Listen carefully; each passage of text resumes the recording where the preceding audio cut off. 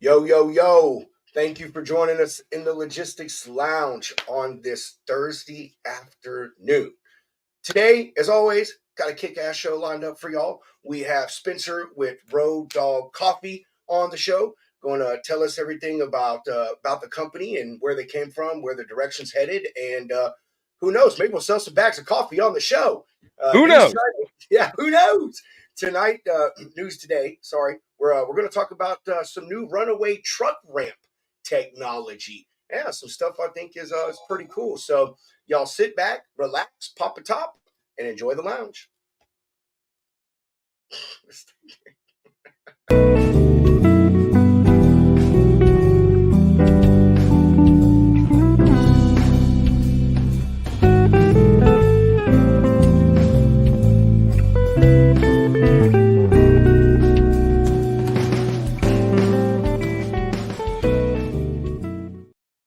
Dude, that is the second time that's happened in a week where the And damn we're bar, live. yeah, the damn bar freezes over on the side, man.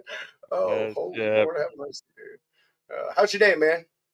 Um, my hair hurts, my teeth hurt, my dignity is still intact, which is good. But man, it's been a good day. It's been a We good day. said Been a my little, immunity's intact. So, as depending, far as I know, as far as I yes, know, as yeah. far as you know, man. That's right. What As would you do after getting off the show last night? Did you go I just to went to a wherever that little, restaurant? sports bar, had some wings, did a little sports betting, won some money off some hockey. Go Vegas Oh, so Golden Knights. Um, Yeah, man. Took it easy as I could, but you this morning was a freight train right through my noggin. But you know, we live, we prosper, we continue on, and yeah, man. Nothing too heavy to report on this side, but glad to be here today, back in the lounge. fuck yeah. How was your On a day, well brother? on a semi back on the lounge on a semi normal note. yesterday yesterday was fun though, man. I had a blast, dude. I thought that was one of our greatest shows, honestly. Not just because it was your birthday, just like the whole thing, man. It was really fun, dude. My day's been good up until fucking 15 minutes ago, but whatever. Such is life. I should have known I wouldn't have been able to make it through a day without some stupid issue. I mean, you've Almost. had a good streak though. Oh, You've had a good streak with I your have. carrier problems and whatnot. Yeah. Because there was a time for about a month there. The beginning of 2024 was looking kind of I know. bleak for the Peterson It was. party. It was. It was. I mean, it's. I don't know. They're nothing major, man. Just this shipper, man. I booked 2 trucks for tomorrow and emailed the guy to give him his ETA, and he's like, "Oh man, I booked those with another truck," and I was like, okay." So I mean, it's I don't know, pain in the butt, dude. These trucks are really hard to fucking find and stuff, and so I had to cancel the carrier, and then I have rescheduled a delivery 3 times today. Three That's always times, fun. How dude. long And did that take you? Your entire day?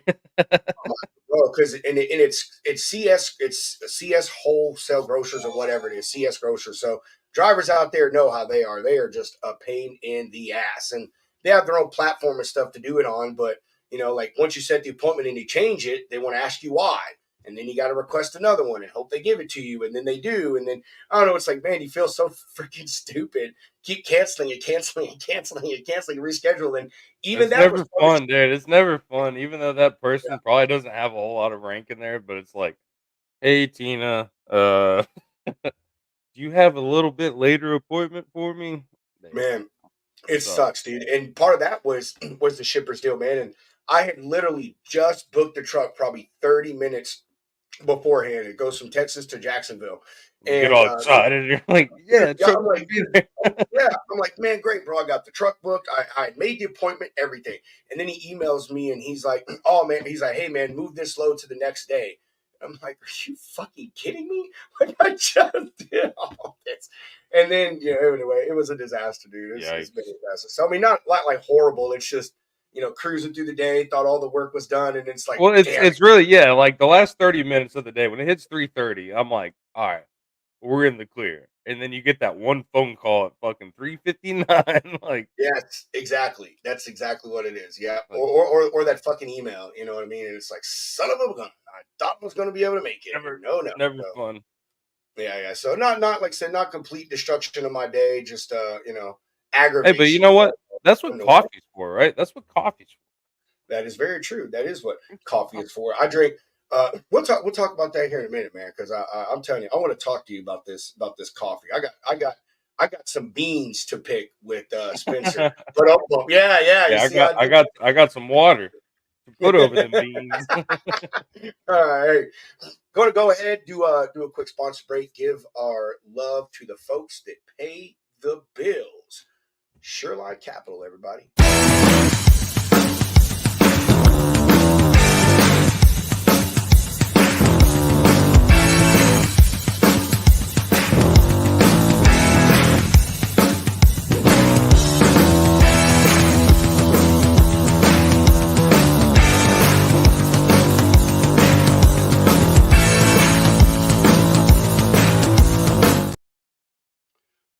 Wunderbar, Wunderbar, not to be associated with the popular women's product from the 80s. We're going to get into this quick news, man. You finally got that? Go on with the news. I know, bro. I'm a dork sometimes, man. I got to make punchlines where I can get them in. News, quick stuff tonight. Really,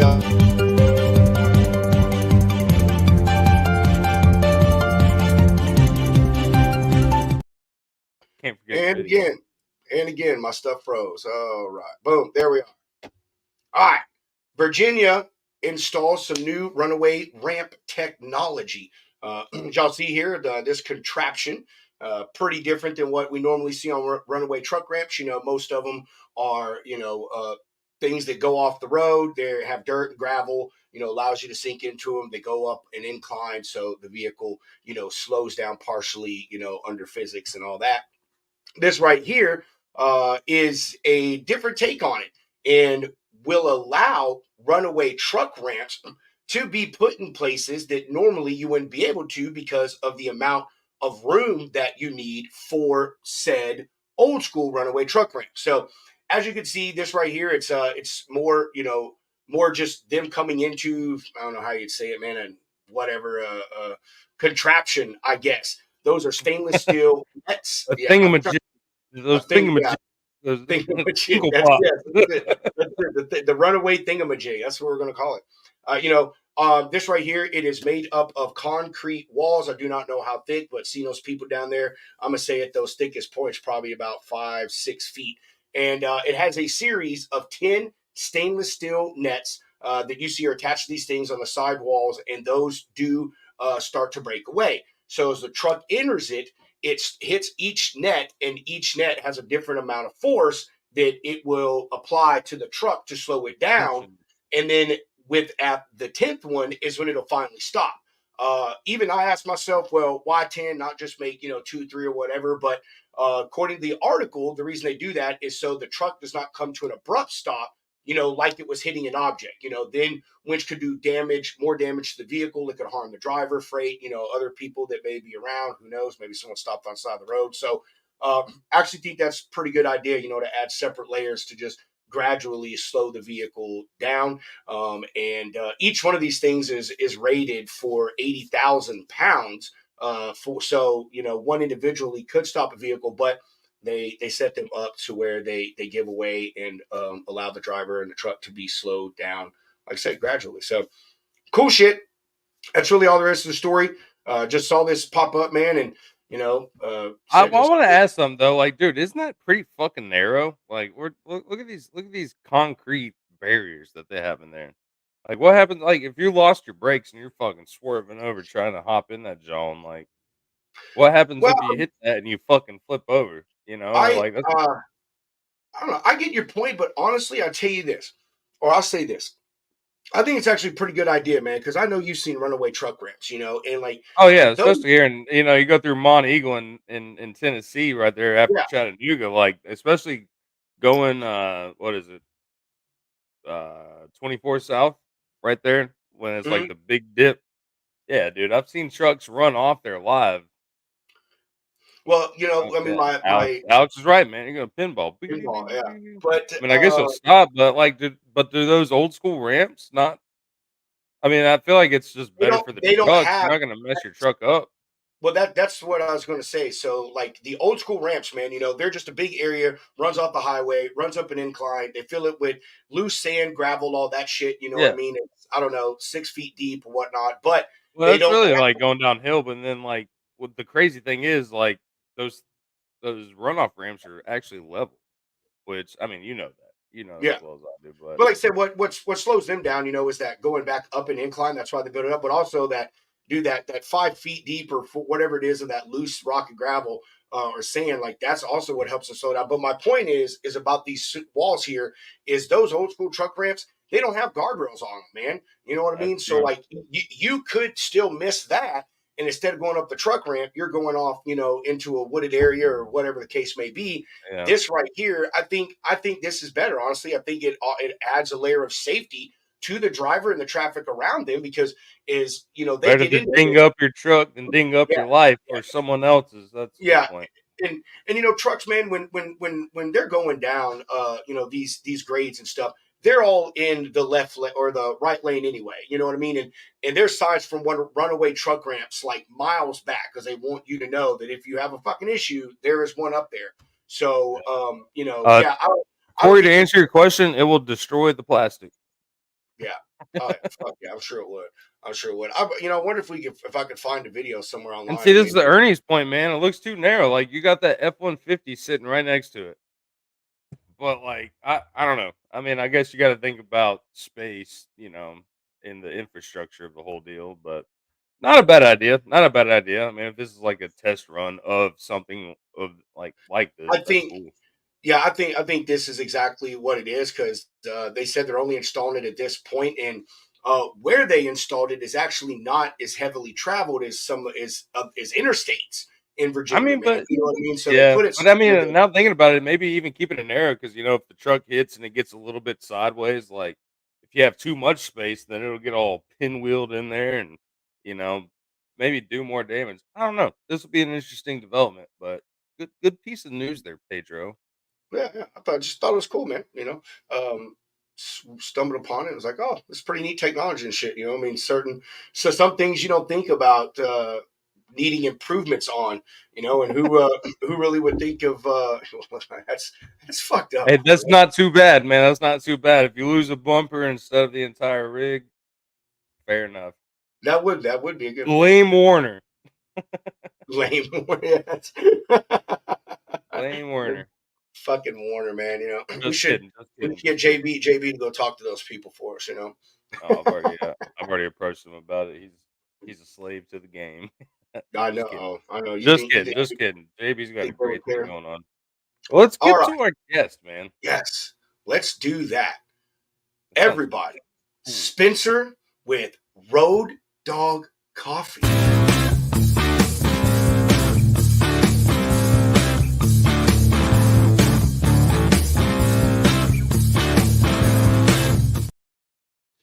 Love it. Cheers, gentlemen. Cheers, brother. How you doing, Spencer? Welcome to the Great. lounge. Glad to be here. You see that right there. Well, you can't see it now. You can see it now. Boom, Hey, I've boom. got I'm kind of mixed on that little runaway truck ramp thing. I Right? don't know. I'm kind of with Hunter. It's kind of like a narrow bullshoot. If the driver doesn't hit that thing right, man, it's going to be disastrous. Yeah. I don't know. We'll see how it works. Cause I'm thinking. I mean, but if it gets wider though, and a driver comes in, and Yeah. if he hits to the right, then that trailer's gonna slam in, and kind of No, get jammed up there's in going to be there. concrete all the way down the side of that tractor and the trailer. Huh. But Yeah. yeah, I mean, but hell, if you're a little bit to the left, you're hitting that barrier, which looked like a triangle. I mean, you're log jamming yourself. Yeah. RIP driver, but Sand's cheaper. Sand's a lot cheaper. hmm yep, Yeah. just uh, No, it is. I mean, just I agree. I the think shoulders, get rid of the shoulders, man. Just fill it full of sand. Give a driver a little spot to lay it down. That's right. But I don't know. I We'll said see. my Good thought luck, on it is too. Virginia. those they take up, they take up less length. You know what I mean? So like I said, I think Oh yeah. that's another thing is it will allow them to put those in more places because I don't know what a runaway truck ramp is, and I don't know if it's like a half mile or something, but I mean the I think whole it's like a space. quarter mile. Yeah. Yeah, they're pretty freaking long, but yeah, I don't know, cool shit. We'll see where it goes. It's just like I said, one of those things that you never think about making an improvement to. So pretty interesting to Sure. see someone taking that head on. Yeah. Just like Corey was saying, though, that thing turns into a predatory tow truck dream. Because I mean, even on the sand ramps, like you got to get a heavy tow pull you back down that hill. But Yeah. It's, time will tell. Time will tell. you're right. Corey, good sign to expand down to Virginia. Hmm. But Yeah. Spencer, Sorry, how's your guys. day been, brother? It's been pretty good. Can't complain. Uh, getting this company up and running and growing it and making some great connections and selling some good coffee to some good folks. I love that, man. Well, we'll go ahead and give you the question that we ask everybody. Who is Spencer Squire, and how did you get to the point you're at now? Okay. Well, Spencer Squire was born way back. No, um, I came from the trucking industry. My background, I had a company from 1996 up until about 2021. We were over the road, but we specialize in the expedited transportation. So my ex-wife and I sold that back in 21, and I've had a passion for trucking, obviously, and a passion for coffee. And during the COVID era, you were turning on the news and the TV, and people couldn't get their goods delivered, and it was everything was being shut down. It was chaotic, and I mean, but all you heard was our truck drivers were the heroes, and they can't wait till they bring the toilet paper and the paper towels and everything else, and then that's kind of all you heard. But then after that, it was kind of they were pushed by the wayside. You never really heard about them that much anymore. So I decided to kind of, put the two together, transportation and coffee, and change the narrative. Um, so Road Dog Coffee is basically mission driven. We have two agenda items, and that's educational and awareness to the public on how important our truck drivers are and how intricate they are to the economy. They truly drive the economy, right? And then accessibility is the other side of it. So our men and women, they can't get the drive trucks. They can't get a good premium cup of coffee in truck stops. So now they can. We've made it accessible for them to actually have a premium cup of coffee and also support the industry in which they serve. So I figured that it fit. The two obviously go hand in hand, and we're America's first coffee company that showcased the industry. And so far, it's been very well perceived. Pretty excited about it. Yeah, absolutely, man. Definitely seeing you shaking the waters because there's a lot of people out there for whatever reason. Coffee has been like the thing, but you're the first one, like you said, that has been strictly derived towards the Yeah, trucking industry. And I mean, yeah, looking at your website, like your different roasts. You got the long haul expedite, black dog, and you got drivers on there. It's like, dude, I drive morning, night, all day long, but this is the yeah. one that gets it done. So like, I mean, Well, I know you said like coffee was the thing that you thought about it where drivers can't get the roast that they need, or it's a lot better than the Celsius things, which has enough yeah, caffeine to kill a horse now, and Monster Energy yeah. drinks. But what was like your ticking point to say like, okay, coffee is the deal?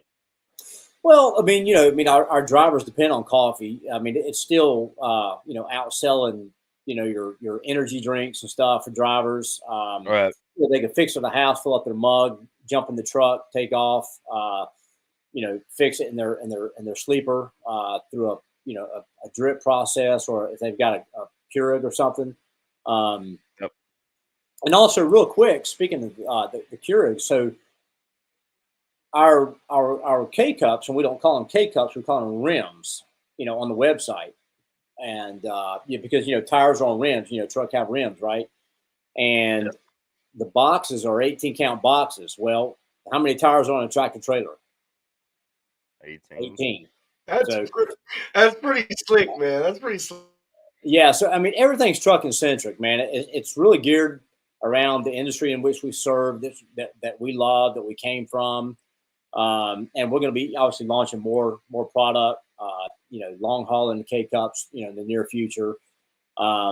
So coffee just it just kind of fit. I mean, I love coffee. I love truckers and I love trucking, and truckers love coffee. I don't know. It just seemed like the perfect marriage. And Black Dog, you mentioned Black Dog. So I've actually had friends of mine in the space asking me, well, what is Black Dog and how does it relate to trucking? Well, with each bag you see on the back of the bag, you've got a paragraph that correlates to the front of the bag. So, but Black Dog is something that I thought was kind of really cool to launch first, and we've got tons That's like more. some truck driver lore. Yeah, I mean, it's just, Yeah. but we've got tons more because this thing is going to be an educational process as well. So, but Black Dog is an old urban legend. It's an urban legend in trucking that when a driver's going Yeah. down the road, sleepy, you're ready to crash and burn, heaven forbid, an image of a black dog goes out in front of the truck. So I figured, hey, what a great bag to launch first with high caffeine, scare the sleep out of you, So that bag right there has been, I mean, I'm so jacked about the artwork and how that thing's come out, man. That thing has just been really, really perceived well. Yeah, the branding and everything, man. Like the marketing value of what you have going on here is, I mean, Yeah. it's top notch. It's top notch. So like, you got the Black Dog, and I mean, like, you got long haul. And do you have drivers giving you any ideas on this, or is this all No, no, coming out of no. your Just wheelhouse? out of my little brain, Yep. out of my little brain. I've got a great marketing guy that helps me out with that. His name is Bob Book. He's been very instrumental in bringing a lot of this to life. I've kind of like, I'd give you my idea of what I think the bag should look like, and he would just kind of like take it and say, okay, what does this look like to you, and what does this look like, and we'd settle on something. But so he's been very instrumental in helping bring this to life. Not only is that a cool bag of good coffee, but that was also a good fucking movie with Patrick Swayze. Oh yeah, yeah, it was, That was a great it movie, was. man. I honestly I thought like as soon as I saw that, that's the first thing that came to my mind. I was like, man, I wonder if he got that from the movie and the myth, about that. So Yeah, it's pretty cool. That's the one I'm trying. I actually, God's, honest. I mean, no, I didn't. I mean, I hadn't seen that movie in like forever. But I don't know. It just kind of, when I was looking at different things within trucking, I'm like, I want to do that one. That because I've heard of the Black Dog. The urban legend. But no, I mean, the movie did not inspire that. But you know, It fits. and at first I was thinking I was thinking that you were getting ready to say you had dreams and you were thinking about Patrick Swayze there for a minute, brother. Really? Oh man, that's fucking funny, man. Nah, he was a great guy. He was a good looking guy. He was, Cool man. guy. He was. And yeah, that's a good one, man. That's the one that I've been drinking on, dude. Every morning been making it. So I like that one. It's good coffee. I haven't tried the other one yet that y'all sent me, just the dark roast. I haven't Extra tried bite. that one. Yeah. So Black Dog is it's pretty unique. It's it's an ultra dark roast, but you don't get the ashy burnt taste to it. It's very smooth, and it's got that punch on the back end with a caffeine kick.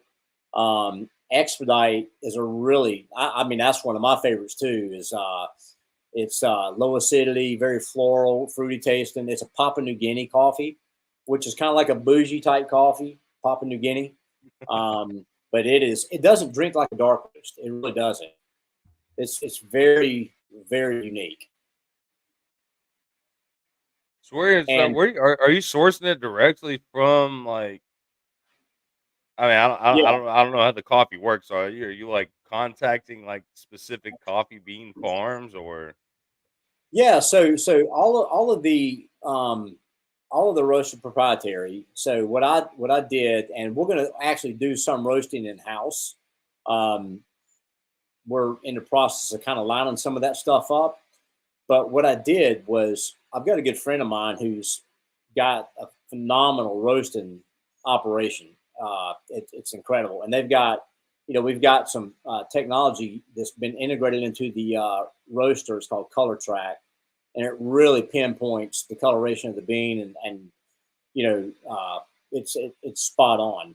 And the grind, we use a roll grinding technology, and roll grinding is basically um, obviously a step above like your typical burr grinding, uh, but roll grinding, it really takes the bean down to a very consistent grind, so you don't have like all these crazy lumps and inconsistent, grinds that you may find in like your cheaper uh, low grade coffee.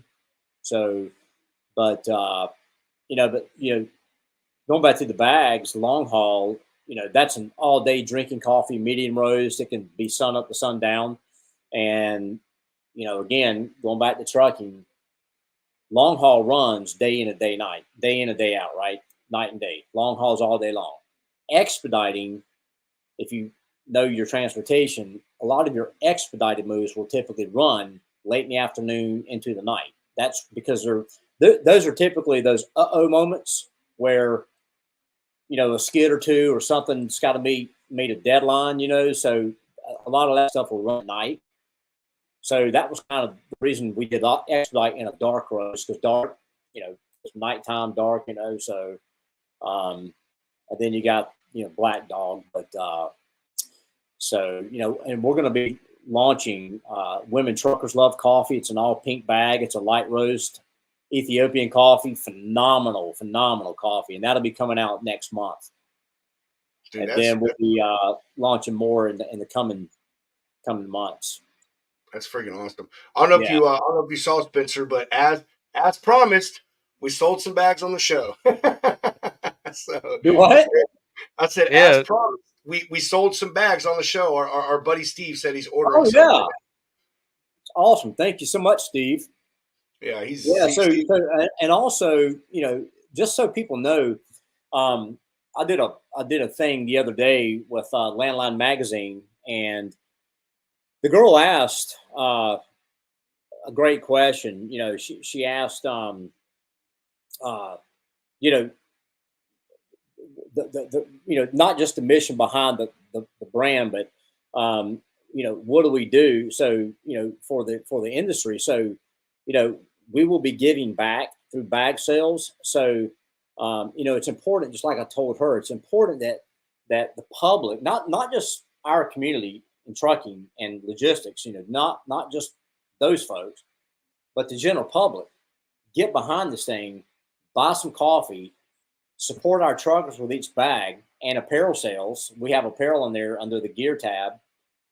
Wear the brand, be the brand, support the brand, and give back. With the bag sales, because our men and women truckers out there, they really, if you really think about it, I mean, they don't have a glorious job, right? It's about as bad as being a podcaster, right? No, but All right, show's done. no, but it's, I mean, it's not a glamorous job. It's lifestyle. It's kind of like being a first responder. You're a cop out here making peanuts, and it's something that you're born to do, right? So you've got to love it. So these men and women have a tough job. Even if you're a local P&D driver to an over the road, coast to coast, I mean, it's a tough and difficult job, because you're dealing with traffic situations, deadlines, disrespectful, motorists out there, the four wheelers brake checking your ass, and it's total BS. But I just figured that, hey, it's time to give back and really showcase this industry in the way it needs to be showcased. I mean, and like I said, we're mission driven, and I mean, we're going to do it. We're going to achieve it. We want to bring awareness that these men and women, hey, if they weren't out on the roads day in and day out, you wouldn't have squat your shells. Yeah. And COVID kind of proved that. So think about if our trucking community all of a sudden went away or went on strike for just a week, and decided even I'm gonna a park my couple truck days. I mean, we've seen it happen up in Vancouver, Canada, when the port drivers went on strike. That changed the supply chain for Canada for months, and they Oh, only it went did. on strike for like 2 weeks. I Mm-hmm. had customers that I've dealt with in Montreal, and they're like, "Holy shit!" Like we have to learning whole new things. Having to reroute it through the port of Tacoma or SeaTac, Seattle Tacoma, and Yeah, it's a whole new game. So yeah, if the drivers in America just decided to hey, we're just gonna park our truck for a day and nothing's getting moved. Oh my god, that would and back it us was up. chaotic as hell. Mm-hmm. Mm-hmm. Now But you hey, think Rob, go to those hats real quick. I want one of these IP at truck stop hats. Sorry to yeah, cut you off there, Spencer. I kind of come up with that. I thought that was kind of cute. That I'd love to see a driver wearing that one day. And I've got the one called Mom and Proud Mom and Trucker right there. Yeah. But those are the foam trucker hats, like you see. A lot of IP at people. truck stops. I'm buying one of those, man. I'm buying one of those first thing in the Yeah, morning. I love that hat. I mean that's just a cool hat. But we Yeah. have other hats too that like the one I've got on, the camo with the red, white, and blue stripe. Give me a You know, second. we'll be doing more of those kind of hats and putting them on the website. That's the one I want. That's the one I want. It's that one you got on. Yeah, yeah. I mean, I've Whenever, got more whenever you coming, get so more of those, I can definitely get them yeah, to you. there you Yeah, go. Whenever you get Boom. more of those, you let me know. Right Yeah, I here. know The my Richardsons, yeah. man. The Richardsons. I got kind of a big head, but the Richardsons, they do fit. They do fit all right. I like them. yeah. I mean, But they dude, typically. I mean, but I mean, but dude, they what you cost a got little going on bit, but here, they're man? The great hats. branding. Yeah, Come on now. yeah. So Hey, Matt, there will be a code, Matt. We were Spencer was just talking to us about this backstage, yeah. but it'll be a little bit. But yes, he will put out a code for us I, to I, I smell a branding opportunity. yeah, Coffee yeah. over beans, coffee But over if tea, if or you water if you over go on there water. right now, if you go on there right now, you can see down here in the bottom that he's got a little 25% off thing as well going on right now. So Yeah, just go ahead and don't order it. let And you yeah order don't more. let not having a lounge code prevent you from doing it. Spencer, Yeah. our buddy Steve said that's a pretty sweet email, thank you email that you send out when people place the order. Yeah. Well, I'm actually. I just text my guy. He was working on the codes now. So basically, if people go to roaddogcoffee.com and use lounge, the code will be called Lounge 15. They'll get 15% off their order, and that's hats, it's whatever they order, right? So um, when they go to the site, if they're a first time buyer, they're going to get that 25% opportunity, which obviously makes sense to use that first. But sign up and then go back and use Lounge 15. Hey, is it case sensitive, Spencer, or do you No, know? no, no. So this is live time. Lounge Yeah, 15. Lounge 15. Just use all lowercase. Make it easy. Save your fingers a trip from hitting that cap button There you go. or shift. There you go. Well, Steven, you ordered a little bit too soon, man. To go ahead and order some more and use Lounge 15. Yeah, I love yeah. this, But man. it's I an love it. exciting brand. It's like I said, a lot of people have just fallen in love with it. We're what 55 days or so into it. Really? Yeah, I mean, Holy it just shit, launched dude. within 2 months, man. It's new. We're virgins. Um, but yeah, I mean, a lot. Last year was a building stage. Putting everything together. From the artwork to the website, and there's always going to be development as we grow it. With website changes and different things like that. But yeah, I mean, pumped and excited with what we've done so far. And yeah, if we can, if we can give back to the men and women and showcase these hardworking individuals like like we want to do, like we're going to do, hey, then I'm happy. So you And got any plans to go on and continue what I you were was just to say saying? also that we're going to be doing some new programs coming out soon, and one thing is where if like trucking companies like R&L Carriers or JB Hunts or whoever, right? If any company, any trucking company that's got a legitimate MC number, can go and send an email to admin@roaddogcoffee.com and apply to get like their own proprietary code to give to their employees and drivers, and that's ongoing. Just like our veterans and our first responders can get right now on the website their 10% off code. We want to be able to do that for truckers and our workers as well. I love that. So do you have any plans?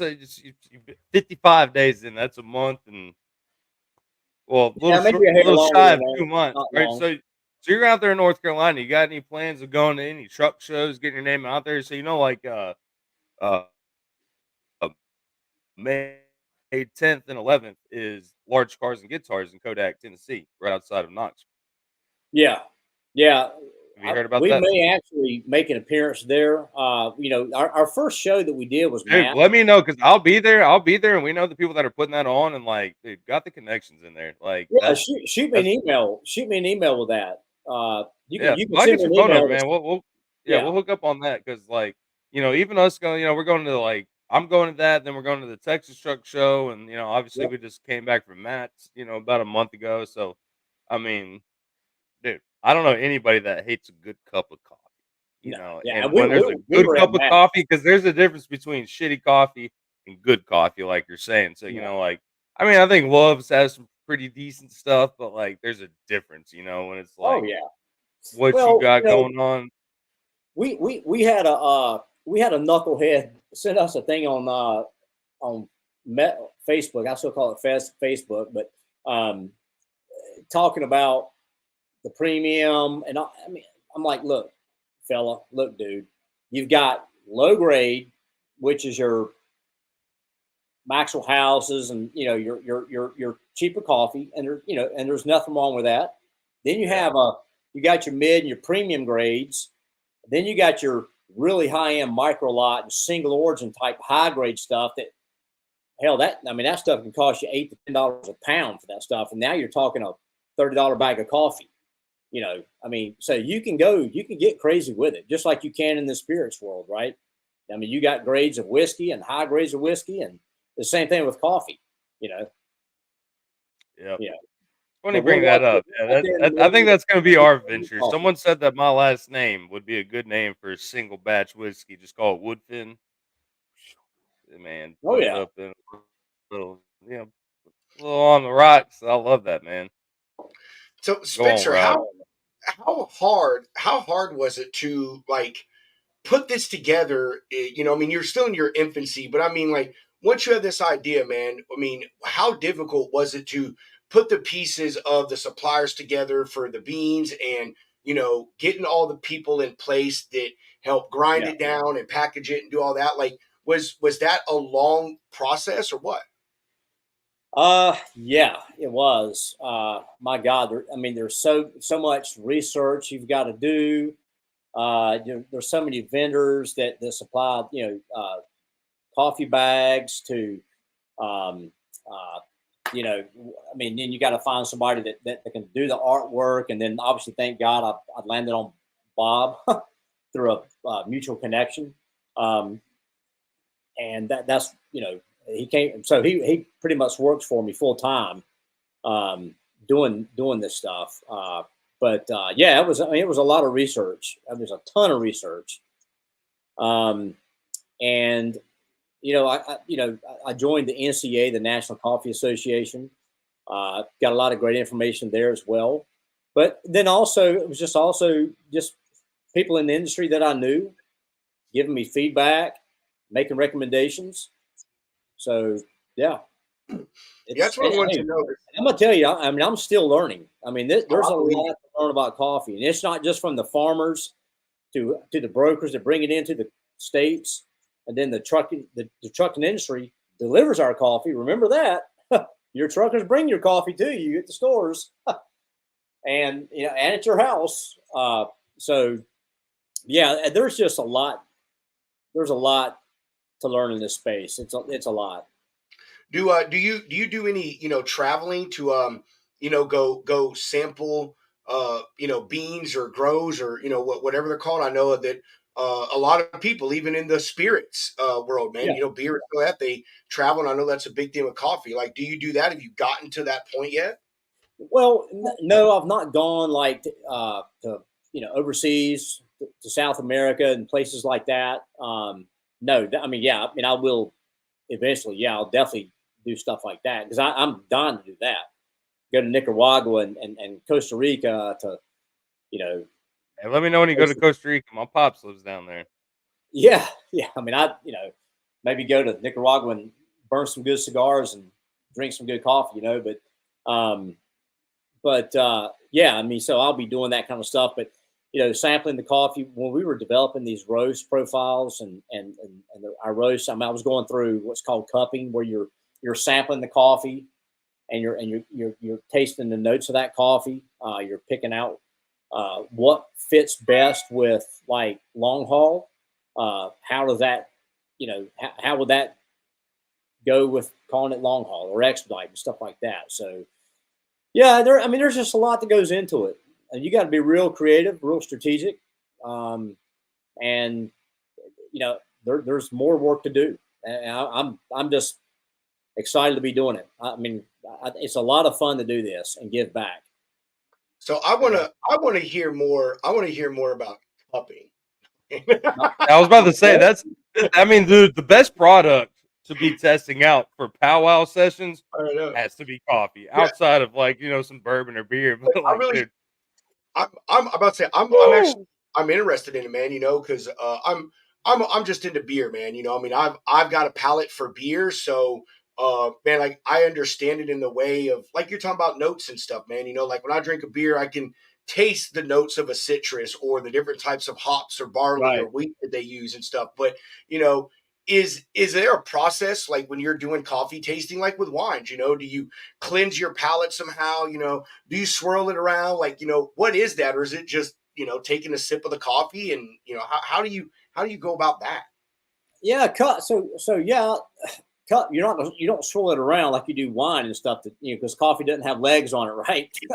but um, but no, a cupping process. You basically brew the coffee. You can use a Chemex pour over technique or a French press, and you're basically filling it in small cups.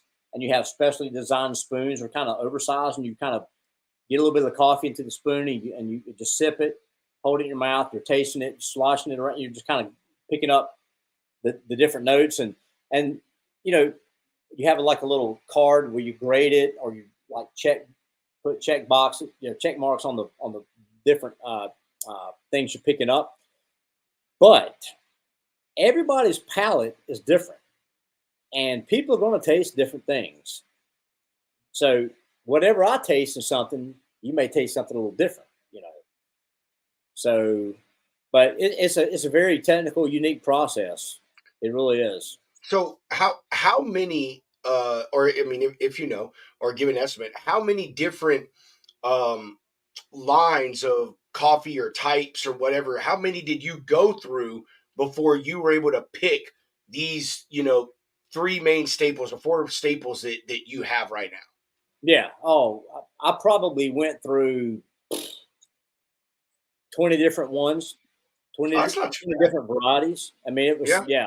I mean, I could have went more, but I didn't need to. I Yeah. kind of already knew what I wanted to target, to Hmm. start out with. Um, so it was pretty easy for me. But yeah, I mean, I had 20 different, samples and Boom. things I was going through. You just an update. This is our IT guy, Brian. He has now put you a link to Road Dog and our discount code on the website right now. So Nice, um, nice. yeah, bro, dude, Brian, that's a spectacular idea, man. Dude, this website thing is going to be amazing. All right, man. So were you a big coffee guy before you got into this? You know, I Yeah. mean, I know were you okay? All right, Yeah. Not, what is not, I mean, I didn't come from that industry or anything, but I just love coffee. I mean, I've drank coffee for a long, long, long time. And like I said, I mean, I, love a good cigar, and I can tell you, coffee is one of the best things you can have with a cigar. They pair very really well together. Oh my God. really? I could Yeah. I'm see a that. I could see that because man. I Yeah. can't the believe aftertaste it. of the coffee, it's or at like the cigar, like a good Yep. bourbon with the cigar is nice, but like It is. It is nice. The thing with bourbon, like bourbon and scotches and your whiskeys and wine. So, bourbon's relatively sweet, because you got that sugar on the back Yeah, end. Um, Same way with most of your, most spirits, I guess. yeah. Wine, wine's kind of, you got a sweetness to it, or, depending if you like sweet or dry. But coffee, man, is just really, because you got to think about it. Coffee, a coffee bean, which starts out actually as a cherry, right? It's not really a bean. It's a bean inside of a cherry, and there's a process to get that cherry, the outer coating from around the bean. But you got to think about it. Coffee comes from the earth. It's basically a plant. It starts from a plant, right? From soil. Cigars are all tobacco. That's a plant, right? So they're both plant based. So they pair very well together. Where a beer or whiskey or bourbon or wine, you know, you got a grape, that comes from the ground, but it's been so processed and so many things going through it that but coffee, man, is just pretty straightforward. Um, but that's why I mean I love coffee and cigars. They pair well together. yeah. Let's see. Appalachian sipping cream, huh? I have no idea what that is, KG. Never heard of that. I feel like that's a little bit of that white lightning. I don't know, maybe. These are all So what was like? What kind of coffee guy are you, Spencer? Like, were you a light roast, a medium? Like, what kind of guy were you before you got into this? um Well, and still are. so just like cigars, I like full flavored, full body. Uh, and same thing with my coffee. I mean, I'll start out every morning with Black Dog, because I want that caffeine. My second cup, I'll I'll typically move to Expedite, and if I want something in the afternoon, like right now, I'm drinking Black Dog because I knew I'd have to have the energy to get through this thing with you guys. So, you know, uh, but in the afternoon, I hit some long haul or something. I drink a lot of coffee throughout the day. I mean, I still try and drink my gallon of water too, yeah, I mean, but yeah, it's Black Dog. Then, like I said, I'll go to Expedite once in a blue moon. I may go, Expedite as my first one because I want that dark roast. I want that full flavored in the morning. I don't Yeah. want anything too light, too weak. And then I'll graduate throughout the day to something a little lighter, like the medium roast, long Yeah, haul. I used to be a medium roast guy. I mean, I grew up on Maxwell House and Folgers. Like Yeah. that's in the tin cans, man. You Oh know what I no. mean? Not this Oh plastic stuff. But I'm now a dark roast guy because of my yeah. wife. We both love coffee, but she's a big dark roast person. And now Road Dog will be my favorite one, but I really have got onto the dark roast because I was using like an espresso super fine ground coffee, Hmm. and man, that stuff was really dark. So I like that Black Dog, man. That is where I'm going to now. I haven't. Matter of fact, dude, I love it so much. So I make this is how I drink my coffee. I'd usually drink it till about noon, man. Seriously, I'm one of those people that like one, I'm ADHD, and B, I drink a lot of stuff. So Yeah. I'll sit here all day and just sip on coffee. You know what I mean? Most of the day, but in the morning, I since I got your coffee, now I'm making 2 hot cups of a road dog, Black Dog every morning, and I made a half gallon pitcher of Black Dog that is my iced coffee when I I'm hear you, done brother. Love drinking. that. So I want you to know. I want you to know that your coffee makes a very good cold brew. I don't know if anyone has told you that Yeah, yet. yeah. One of my daughters actually said that about 3 weeks ago or so, I guess, because she was drinking cold brew from the grocery store, and I'm like, honey, you've got great coffee here, but Dad, I don't have to go through all that. I'm like, well, try it out, and she goes, wow, this is actually really good. But yeah, so I think you're gonna like Expedite too. I really do. But Yeah. and I appreciate the words that's going to be your official coffee because hey, you're in the space, you're in the industry, so it just kind of makes sense to support the industry, right? Let's Oh, do, let's don't let's don't go to the competition. no, man, that 1,000%, dude. I am, man. I like, dude. We call it. Well, I say we. I call it the Homeboy Network and the Yeah, Homie Network. That's our word here. The The Homie Network. Homeboy Network. Yep. Dude, it's all the people that you connect with on not just a business level, but you have a personal connection with them. yeah, You believe in their product and stuff, man, and you support them. You do what you got to do, man. Because man, matter of fact, I need to find what Brian said. Did you see what Brian put in our group chat, Hunter, about being homies? Dude, that says it more than freaking anything. So yeah, man, I am. Oh yeah. Once I'm through these 2 bags that y'all sent me, I'm gonna some more. Matter of fact, I lied.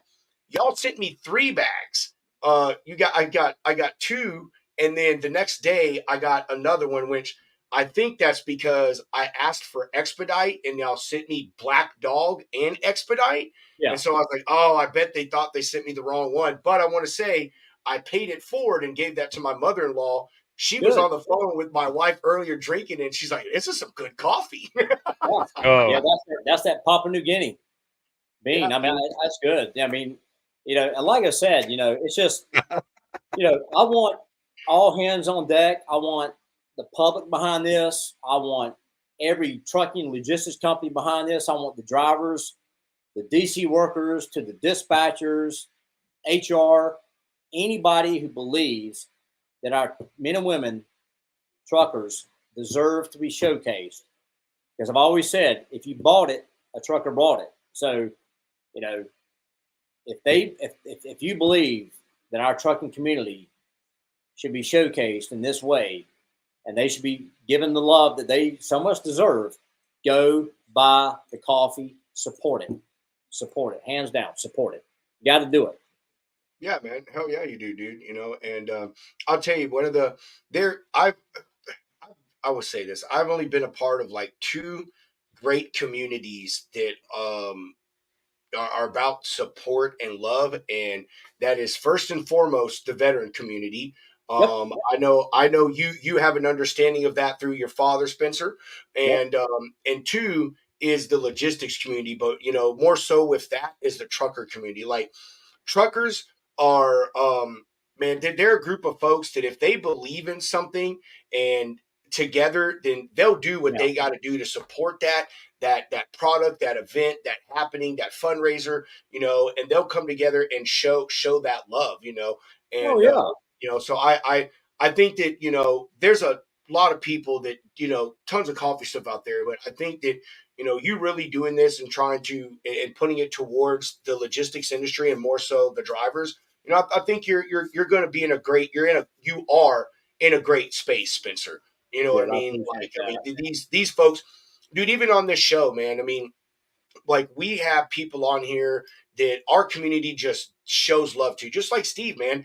Five Yeah, minutes into the show, he's like, "Fuck, I'm going to go buy me some coffee right freaking now." You know what I mean? And we have other folks on there like they do that. Our community as a whole, we like to support each other and support the little guy because I think when it gets right down to it with drivers, it's about the little guy because it's the one, two, three, hundred four, percent. 10, 20 truck fleets that are out They there make that it up. really, yes, that really keep They this make it country up. moving. Everyone knows about Swift and fucking Knight and all those other people. And yeah, they Oh got a yeah. bunch of trucks, but they're a drop in a 5-gallon bucket Oh compared yeah. to the owner operators and Oh yeah. such I out. know.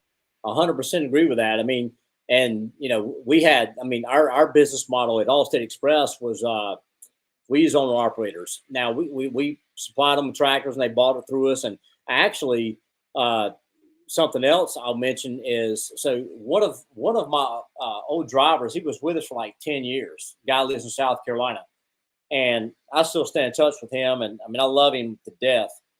He is actually going to be like a influencer / affiliate driver. And there's another guy that I've developed a relationship with out of Alabama, and we sent him some coffee, and he's like ecstatic about it. So if there's some, drivers out there that want to, become part of the whole influencer affiliate program or something, I mean, shoot us an email at admin@roaddogcoffee.com and inquire about it. You need some followers because we need that, right? But you done fucked up, Spencer. You done fucked up. You done fucked up now. We got Taylor, TJ, JB, like you done fucked up. You done messed up, dude. Dude, if you got Redneck on board, we'll hold Redneck. We'll have some other conversations. That man's got that you would never expect. We're gonna have so yes, Hunter, yes, some conversations after this. Do you know who Bull Snot is, Spencer? Who is Bull Snot? When we're just they're part of that thing that Hunter was telling you about, the large cars and guitars. They're a big part of that. The guy's name is Van Brown, but the person that Hunter's talking about, Redneck Trucker, he's a brand ambassador for them, and he is amazing. He is all about. He is their marketing team, dude. Yeah, and he's got his own ventures going on. Like he's, yeah. Well, and I've always a lot of cool things that can happen. Well, hey, I've always said this back when we had our company is, your drivers are your best salespeople because they're the face of your company. So what better group of folks to try and sell your product for you? If they believe in it, they're going to sell it for you. And regardless if they're getting, a commission or just whatever, I've always believed that, hey, the drivers are it. They're the face of your company. That's right. Yeah, they're definitely, man. And yeah, we know some great folks that'll support you, Spencer. I mean, seriously, there's Hunter and I talk about this fairly frequently, man. Is if and I just said it, the logistics community as a whole is they're a bunch of fantastic fucking people for the most part. I mean, 90% of everyone that we interact with in this industry, I mean, dude, you call them and they help you out without even asking why, and say, hey, I need this, and especially when it comes to things like you. So we're going to have some great conversation, man. And get you guys hooked up with some people. That guy, Redneck Trucker, he is amazing. He's an amazing ambassador. And, we have some other friends that, they've got thousands and thousands of followers across their platform. So, we would be more than happy to help you. Like I said, my boss, this is my boss right here. His brother owns a freaking coffee house. You know what I mean? That's what I was talking to you beforehand. Like, dude, maybe we could hook something up, like help you guys get out there even more. That's what this shit's about. Definitely do it. And I like the whole Redneck Trucker thing. Hey, I'm from the South, so I guess I'm a redneck, right? And Hunter, you're from Tennessee, so hey. Yeah. I'm a mutt. I'm from Georgia and Nashville or Tennessee, dude. So I got you're right in there. You're right in there. Though, Rob's a fake Southerner, though. He claims Texas to be from the South. Whatever, motherfucker. I'm more Southern than most Southerners, homie. Oh yeah. We'll put just because I don't have an accent. Just because I don't have an accent, do not let that fake you. Or do not let that fool you. I should say. Believe that. Texas. What do you mean, man? Bro, Texas is its own thing. It is. I mean, it is its own thing. But I identify like geographically, I'm a Southerner, man. My family is from Florida and Louisiana, and we migrated to Texas. Is what happened. So I will say Florida is not represented by the southeastern community. Well, I Not mean, I don't know. I'm from the Panhandle. Hey, like I said, dude. Hey, I grew up. I'm I busting grew your up. balls, man. I'm I busting know. your balls. I'm just saying though. Every spring and summer, I grew up working on my family's farm. That's what we did, man. We went out and we got the corn after it was brought in. We shucked the corn. We went and took the corn and fed it to the cattle. We were in charge of feeding cattle. We picked vegetables and fruits and all that shit, man. So, dude, I've been there, done that, But where hey, are you from? Are you originally from North Carolina, Spencer? Yeah, I Oh, am really? Okay, cool. born and raised. Yeah. I honestly, you have more of a, to me, like a deeper Southern, like a Georgia, Northern Alabama Yeah, he's accent got that almost. Appalachian talk, man. He's got that Yeah, yeah, Appalachian talk. yeah, That's yeah. how I picked it out. Like, Yeah, Dude, you walk yeah, outside Spencer's house. He's got 3 fucking stills and like 18 cars on cinder block. I'm right, and a double uh, wide. So yeah. yeah, no, Fancy. my daughters, one of them is and one of them is not, but one of them lives down in Charleston, South Carolina. She's in school down there, and the other one lives here with me. They're identical twins, and the one that lives here with me, she's a big hunter. She's already gotten 2 deers, 2 ducks, and went out and bought a red golden retriever because she's going to train it to retrieve waterfowl. Ooh, nice. Yeah. That's So awesome. I mean, she's 19 years old, and they were pretty good sized bucks. She What got I'm hearing, what I'm hearing is we got to come spend a few days with Spencer. That's what yeah, I'm hearing. Get some of right. that We gotta mountain go life. hang out with Bring it. Spencer. That's fucking awesome, dude.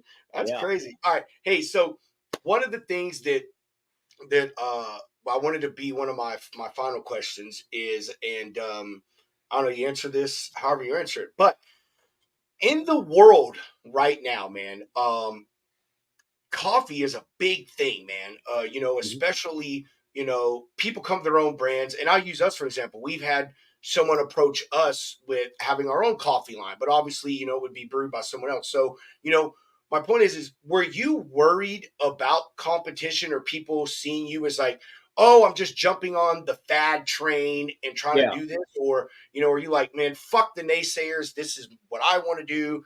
And I believe in this and we're going forward. Yep. The latter. Fuck them.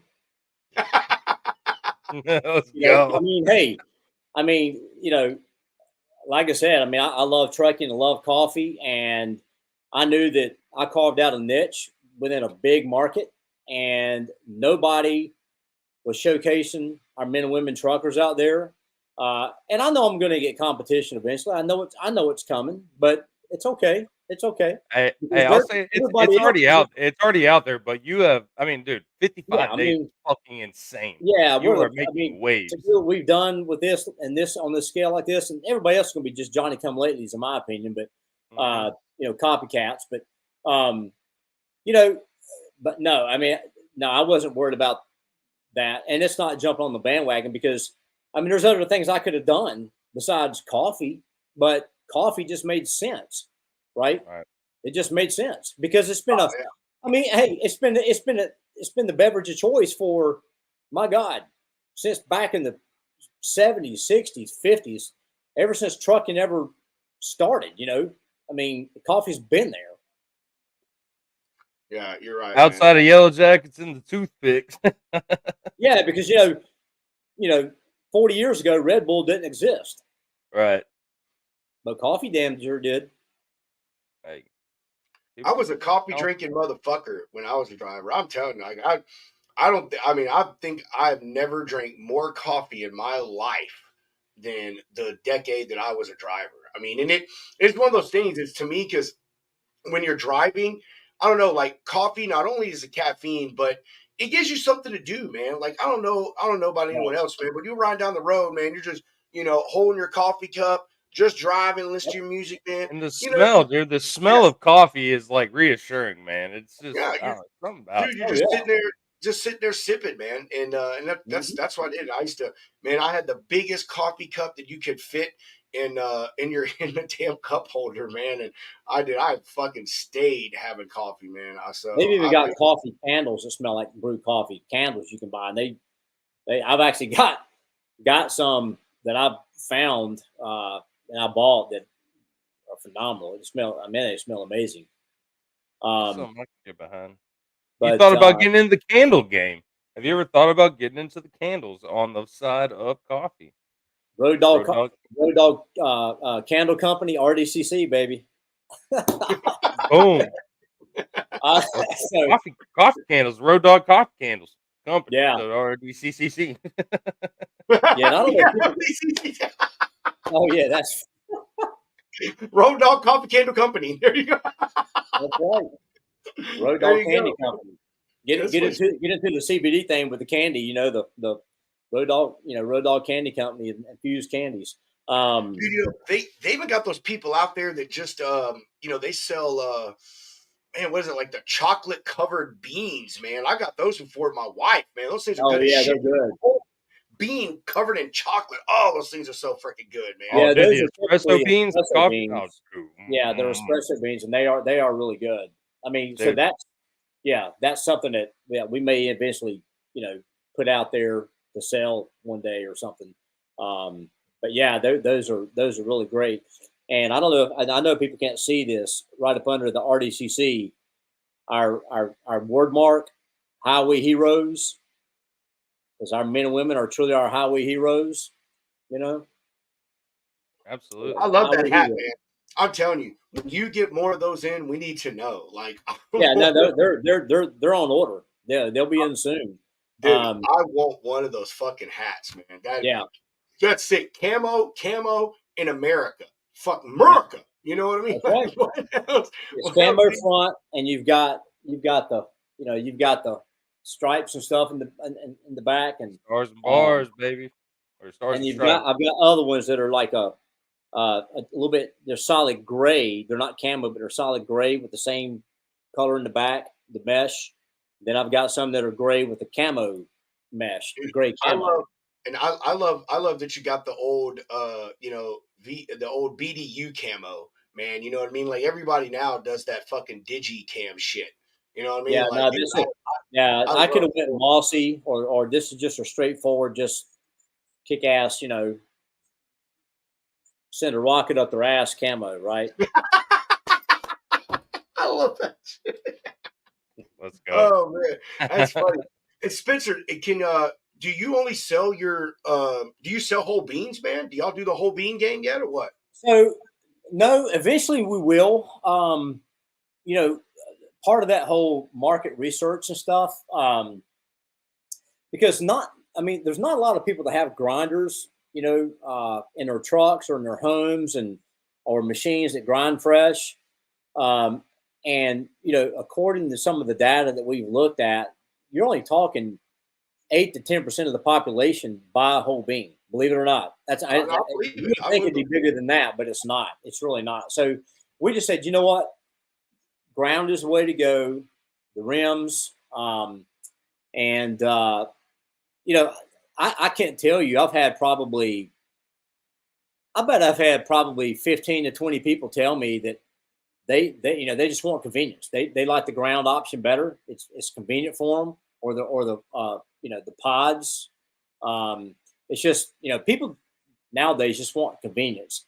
A lot of people just aren't taking the time to grind their own bean down and you know and Well, brew dude, it. you can almost, I mean, shit, you can almost add some of those to the store if you find the right partner. Get one of those little, and then Oh yeah.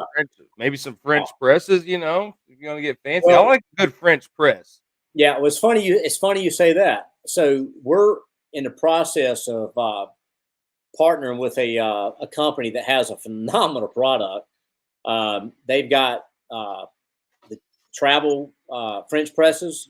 They're all stainless steel, Yeah, small. You can take them camping or in the truck or whatever. And the stainless steel mugs with our logo laser etched on them. That's coming in the near future. We'll put on the website. But and this particular guy that I talked to, he told me that in their distribution center, they actually have truck drivers buying these travel French presses right there from the docks. As they come in to make deliveries and stuff and pick up shipments. So we'll eventually put those on the site for for folks that want that. Because I love a French press. I love a Chemex. A pour over is my favorite way. But I've also got a machine that I put the whole bean in, and it grinds each cup fresh, or and it's got or I can just put grounds in either whichever way I want to do it. So I'm covering all spectrums. But I'm expected to, right? I'm in the space. I'm supposed to do that. Well, day by day, man. You're already making Yeah. strides. Like I said, I'm beating a dead horse here, but dude, 55 days. That's I know. That's what I was about to say. Holy nuts. shit! I can't believe that, dude. Like, I don't know. I don't know. Like, I don't know. I don't know why I felt like you're out there. Like, I even read your website beforehand. I'm like, how the fuck did I miss this? Like, I feel like you guys have been around. Like, long, not that I've heard of you years ago, but it's like, man, like I could have swore these guys have been around for a little bit, man. So, dude, you're freaking crushing it. 2 Yeah. months in, man, crushing Yeah. it. 2 months in. Yeah. Hey, man, that's fucking killer. To accomplish what we've accomplished as far as the exposure and stuff, it's huge. I'm still pinching myself like I can't believe it. I love it, but and it's just important. Like I said, everybody's got to get behind this thing, and that's not just the people in our industry; it's the general public too. Everybody needs to get behind it and support the trucking and logistics community, and it's not just our truckers. It goes back to the DC workers getting the shipments ready for the truckers to even haul. They play a vital role too. You know what we need to do is we need to do like a secret Santa coffee. Yeah. And what I mean by that is like we need to just like get a fucking fund together and buy a shit ton of coffee and then just like find people to go to DCs and just drop them, put them next to coffee makers in like terminals. Go to their terminal as a driver, just like put a fucking box of Road Dog pods or rims right there on the thing, dude. That's what you need to do. That should be awesome, man. That's so A crazy. little double blind case. We definitely do it. Yeah. And so, are you only selling the bags like you see on y'all's website, Spencer? Or can someone get in touch with y'all and buy in, semi bulk? If I want like 2 pounds, 5 pound bags and stuff like that. Yeah. Yeah, we've got a wholesale side. We're wanting to get in some retail, like big box, and to expand the brand. So if anybody out there is listening, that's big retail truck stops, let me know. We've actually got a guy in Knoxville, Tennessee, that he's a one-off truck stop that's interested in bringing the coffee in his truck stop. But yeah, so we've got the wholesale side too that we can definitely do that as well. Yeah, man, we may able to kind of help you out with that a little bit too. One of the people we were talking about earlier, their products are sold in major truck stops. So maybe I said we're gonna do everything we can for you, Spencer. Like that's the thing about the lounge, and this is not us sucking up to you, but part of Hunter and I's thing for this space is to highlight people like you and to fucking do whatever we can to help you guys out, man. To bring love to y'all. And from this point on, like y'all put out content when you do post, man, we're gonna be sharing your shit. Robert, I assume that's actually Bob. But Robert, if you're still watching, put a comment in, man, and let me know if that our code will stay good, because if it does, every time we repost your shit, we will put that code in the bottom of it, to help give people that FOMO feeling, you know what I mean? Right. And do that. So yeah, Rob, let us know if that's going to stay good. Yeah, Jay Ray, that's his new name, Jay Ray. No, I lied. No, J Money. That's Raybon's name. Low Boy Industries, baby. Oh no, that's just America. Low Boy. Dude, it's the camera. It's the camera that fucks with you. That's why you're I know. I'm like, okay, this way is this way. I love that hoodie, by the way. That Make America Great Again. That's pretty cool. I Hey, like that. Jason if you want, Raybon, man, Low Boy yeah, Industries. yeah, this our buddy, yeah, Jason Raybon. That's his clothing line, Low Boy Industries, man. He makes those things. So yeah, matter of fact, he's another one. He came on the show and was talking about his clothing line and freaking went and got some shit from him. You know what I mean? So Yeah, uh, put us together. Put me together with him. yeah, Dude, Jason. anybody you want to talk to in our network, you got Yeah, it, man. Like, definitely do that. Yeah, I love getting product out there. You know, coming up with cool stuff. I love that kind of stuff. It's exciting. And I think the driver part of this industry is, man, when it comes to ideas of comes to ideas, they're incredible because they know exactly what they want out there on the road. You know what I mean? As a driver, they know exactly what they're looking for, whether it be a coffee or a certain type of safety gear or tool. Mhm. And like, so that makes it even better the space you're in, man, is because you're in a place where you can get consistent feedback and mainly in a positive way from people that are going to help you refine your brand and add Yeah, new ideas. And they're not going to expect anything from it. They're just going to be happy, like, holy shit, I told Spencer that, man, he needs to sell a 4-pound bag, and yeah, he sold a 4-pound bag. You know what I mean? Like, it's stuff Mhm. that freaking easy, man. Or is I'm sure you already have the idea, to expand your line, man, to offer more flavors and different notes Oh and yeah, and bean lines and stuff. And so drivers are going to be incredible about giving you those ideas. So like oh I'm they a are. I'm a big coffee guy. I think it's nothing better than going to a gas station or a truck stop, I should say, and seeing like 5 different kinds of fucking coffee, 10 different kinds of coffee. Like it's Oh freaking yeah, awesome. Oh, let me try a butter pecan. Let me try a whiskey roasted or whatever. So oh yeah, yeah, dude. Hey, yeah. I'm telling you. And we'll be in that. We'll be in the RTD space. Eventually with the cold brew in the cans and all that good stuff. But something about like you mentioned earlier about different products and so forth. I would love, so you see behind me the big Road Dog Coffee Company medallion. So I would love to see that, talking about what you talked about with products. I think it'd be cool to have that medallion on mud flaps and that bright orangey yellow, reflective, so I can four go with wheelers at that. night can see, and they, yeah. So I'd like to see them on mud flaps eventually. And just real quick, so our logo, our medallion logo, so you know what that represents, right? You got the tire, you got a tire, it's round, it's got the road in the middle of it, and the colors. Had a buddy of mine asked me the other day, well, why did you choose that kind of the black and the orange yellow color? Well, what color are the what color is asphalt, right? Because that's the majority of the roads anyway, black. And what color are the little lines that go down in the middle? Yellow. Yellow, orange are reflective, right? So again, everything goes back to the industry, right? It's got to be, Awesome.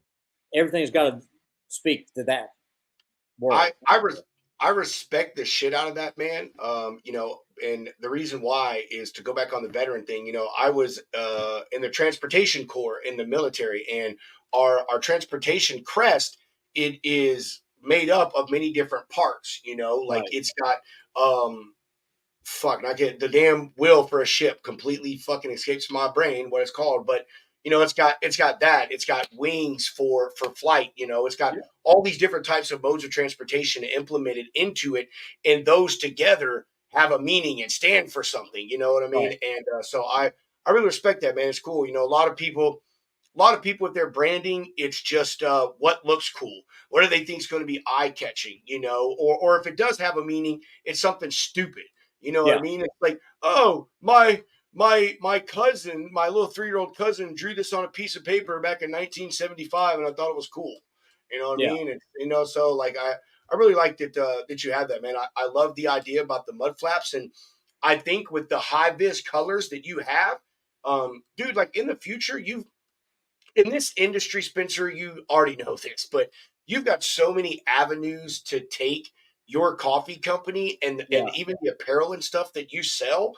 And you know, I mean, and really just do something crazy out here Oh with yeah. this stuff, man. You I've know, got a ton of I've got a ton of ideas. I'm not done yet.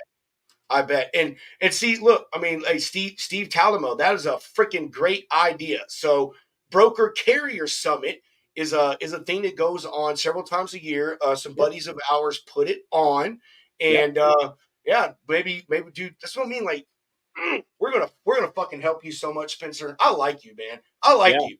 All right, we are. Appreciate it. We're gonna, dude. When he made that post and he was like, "I'm gonna go hang out with these two nuts," I was like, "Yeah, dude. Like that's what, like this guy gets us, man. He freaking gets us." Yeah. Well, there's so many shows. I mean, I don't know. I just have fun with it. Doesn't have to be rigid and structured. I mean, there's a place and time for that, but nah. I mean, hey, we're in the trucking industry. We're not sexy. We're not, refined and all that, right? I mean, I have been, I can be, but I'd rather be this. I'd rather be relaxed and just normal. Bingo. And that's what the lounge is all about, man. That's it. That's right. No Sit shooting back. sides, like fuck. It's the end of the day, man. Like let's shoot the shit. Let's talk trucks. Let's talk coffee. Like whatever it may be. Well, people respond Ain't to giving that you better. any script. Yeah. Yeah, I mean, it's more relatable. yeah. People love People that. that put on a front, sure, like that's cool, but that's boring. Nobody like I don't want to fall asleep. I can do that on my own. Oh, Sitting here exactly. We're watching. just three cool guys, kicking back the shit, you know, Dude, talking hell about yeah. stuff. You know what I just thought about? Hunter, remind me, or actually, Spencer, I'll just say it to you, so maybe you'll remember. I know you know what the Iowa 80 is, right? You know what the Iowa 80 is? The truck Yeah, stop. yeah. Okay, dude, Ooh, if I know you go, exactly where you're going with this, Rob. huh? I know exactly where you're going with this, and that's Well, I'm fucking going two places. I'm going two places with it actually. So July 11th through 13th or 12th and 13th, whatever, in the middle of July, they're having the Yep. Trucker Jamboree at the Walcott truck stop. There in Walcott, Iowa. Yeah. Anyway, it is a humongous truck show. I mean, it's all about truckers, drivers. Like a Oh yeah. lot of great people are going to be there. We actually have some friends that, if you attend, they're going to have a social media spot going on. So if you attend, let us know. We'll get Okay. you to go on their show. But my second point is, if you go on their website right now, they have a form that you can submit your product to be sold at their truck stop. Dude, it's the yeah. They largest have a, truck they have stop in a the vendor fucking form. world. Oh yeah, Yeah, it is. I it's know all literally, about I it. mean, yeah, dude. So go, or Bob, if you're still watching, go to the Iowa 80 truck stop, man, and there is a form on there for you to submit your product to see if it can be sold there. But like I said, also Trucker Jamboree, man. Think about possibly going there, dude. It's a shindig and a fucking half, man. There's going to be a ton of great people there, ton of great people. Oh yeah, yeah. Yeah. I mean, so my, shoot me or shoot Bob the information on that. He likes to keep up with a lot of that stuff. He yells at me if I try to do anything because you know, he's a gem, man. He's an amazing guy. I love him to death. Spencer said that Bob said, "Quit fucking things up." Yeah. He's like, "You just sit back, relax, be quiet, and let me make you money, Spencer." Yeah. Yeah. That's just what I need. Yeah. Does Bob live near you, or? No, he actually is in Ohio. Oh, okay. Yeah. Oh, See, and I'm a Tar Heel guy, and he's a Buckeye guy. oh God. So I actually had him. So the hat Hunter's got on right there, the black and white medallion. I had him a couple of hats custom made. It's got the scarlet red on the front Yeah. with the gray mesh, and it's got the God. medallion and the OSU colors. I had another one made for him. It's all gray in the front, with the I think it's white mash, gray front with the red Road Dog Coffee logo, not the medallion, but their other logo. It's got Road Dog Coffee Company and the little road inside the wheel out on the side of it, but it's down low on the side, kind of like the surfer dude style hat. So he's got a couple of those, and then I've got a couple that represent the Tar Heels. Hell yeah, man. So Spencer, what are the short term, and when I mean that, what's the next year, and then what are the next 5 years looking like for Road Dog in your mind, Spencer? What is your plan here? Well, obviously, we gotta stay focused on bringing the awareness to everybody. We gotta stay steadfast on our main mission. But shooting the gun all the way down 5 years, I'd love to be the house coffee in just about every trucking company, logistics company. I'd love to be in all the major truck stops. Get the whole industry behind this thing. And be the house coffee for a lot of just the regular general public. I love it. I love it. That's what I knew you were going to say. I knew it. Yeah, and we've got to get. Can't settle for less. No, you can't, man. You got to make your reach for the stars, man. That's that's a challenge. That's a challenge. So we're putting out a challenge, right? So all the logistics companies and trucking companies out there, get the coffee in house. Support the people you depend on. I agree, man. I agree, and it's great. I mean, everyone has goals and dreams with things that they do specifically like you. And like I said, it's great to reach for the stars, man. Because if I feel if you limit your dreams, or the finish line or goal that you want to be at, saying, oh man, I only want to be in pilot truck stops. You know what I mean? Or I only want to do this. Like you're already in my mind, you're setting yourself up for failure. And the reason I say that is because like us, dude, even if we, never get on satellite radio or any of this other stuff, it's like that's where we see it. You know what I mean? And it's like that makes you want to do better and do bigger things and put yourself to that level. And then once you get there, you're like, man, I don't even need this shit. I don't even need that goal because I'm surpassing this. So I like that, man. And I'd love to be the house. I'd love to be the house coffee for like call it TA truck stops. I mean, we're the in-house coffee for TA, and the big kettles for the drivers to come and refill their mugs up with. I mean, we could get there. Who's to say? And your coffee, it shouldn't be brewed in those little 1 gallon things, bro. You really want to stand out? You brew that shit like 5 gallon Coleman coolers. That's right. Get you a whiskey barrel like I got back there, man. Just a jug. Well, it doesn't have to be that much coffee because it might go bad, but that'd be some cool branding. That'd be some cool branding. Oh yeah, I love it. I love it. Fucking great, man. I think you got some great things going on here, Spencer. I do too, man. Once again, 55 days in, and you're already making these waves, dude. You will be in TA. I look forward to going to a Loves or TA, being like, "That's my boy." All of them. I mean, even the one-off, like the guy in Knoxville, Tennessee, the one-off truck stops that are, not affiliated with any kind of a big brand or anything. Hey, they count too. They're just as important as the major chains are. Well, dude, let's be real, man. Those are the kind of truck stops that people seek out. People like the one-offs, because it's unique. It's like, I don't know. It's something that you can't find everywhere. So just like Road Dog Coffee, if that's the spot that a driver gets that first cup of long haul or Black Dog, they're gonna want that. They're gonna it'll make that difference, but they can't find it everywhere. So it's building that impulse, and then boom. That's right, 100%. I also feel those little one-offs, man. They're going to be part of your biggest hype crowd, your biggest proponents. You know what I mean? Because they understand you. You know what I mean, Spencer? They get it. They're small business owners, and they too had a dream.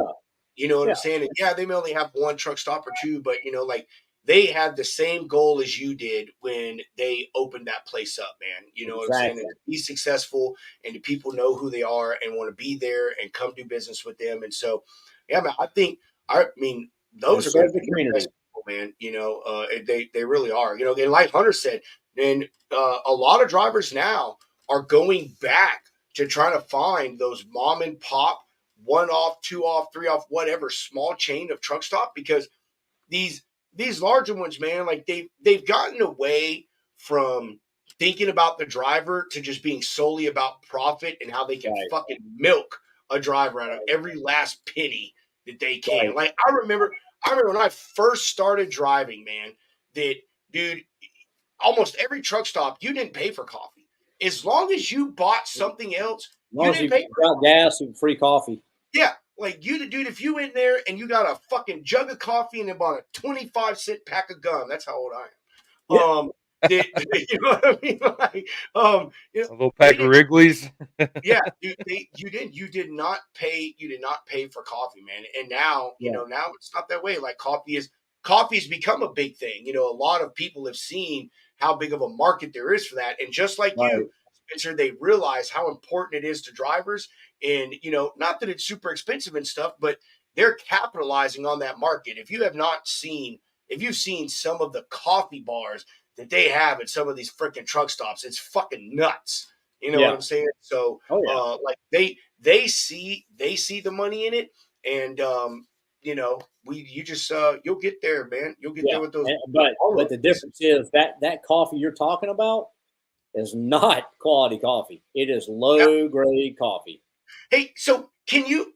I'm actually glad you said this, man. This is something I thought about and I forgot to ask you. Can you explain like the difference in such low grade coffee versus high grade coffee? Like how does that work? Because when it comes to generic brand stuff like yogurt, Dannon yogurt and Walmart yogurt are both made in the fucking Dannon facility. They're just labeled differently. So, like, what's Yeah. the difference there, Spencer? Well, it's just the farm that it can come from. So and the care that goes into growing the cherries, the coffee beans.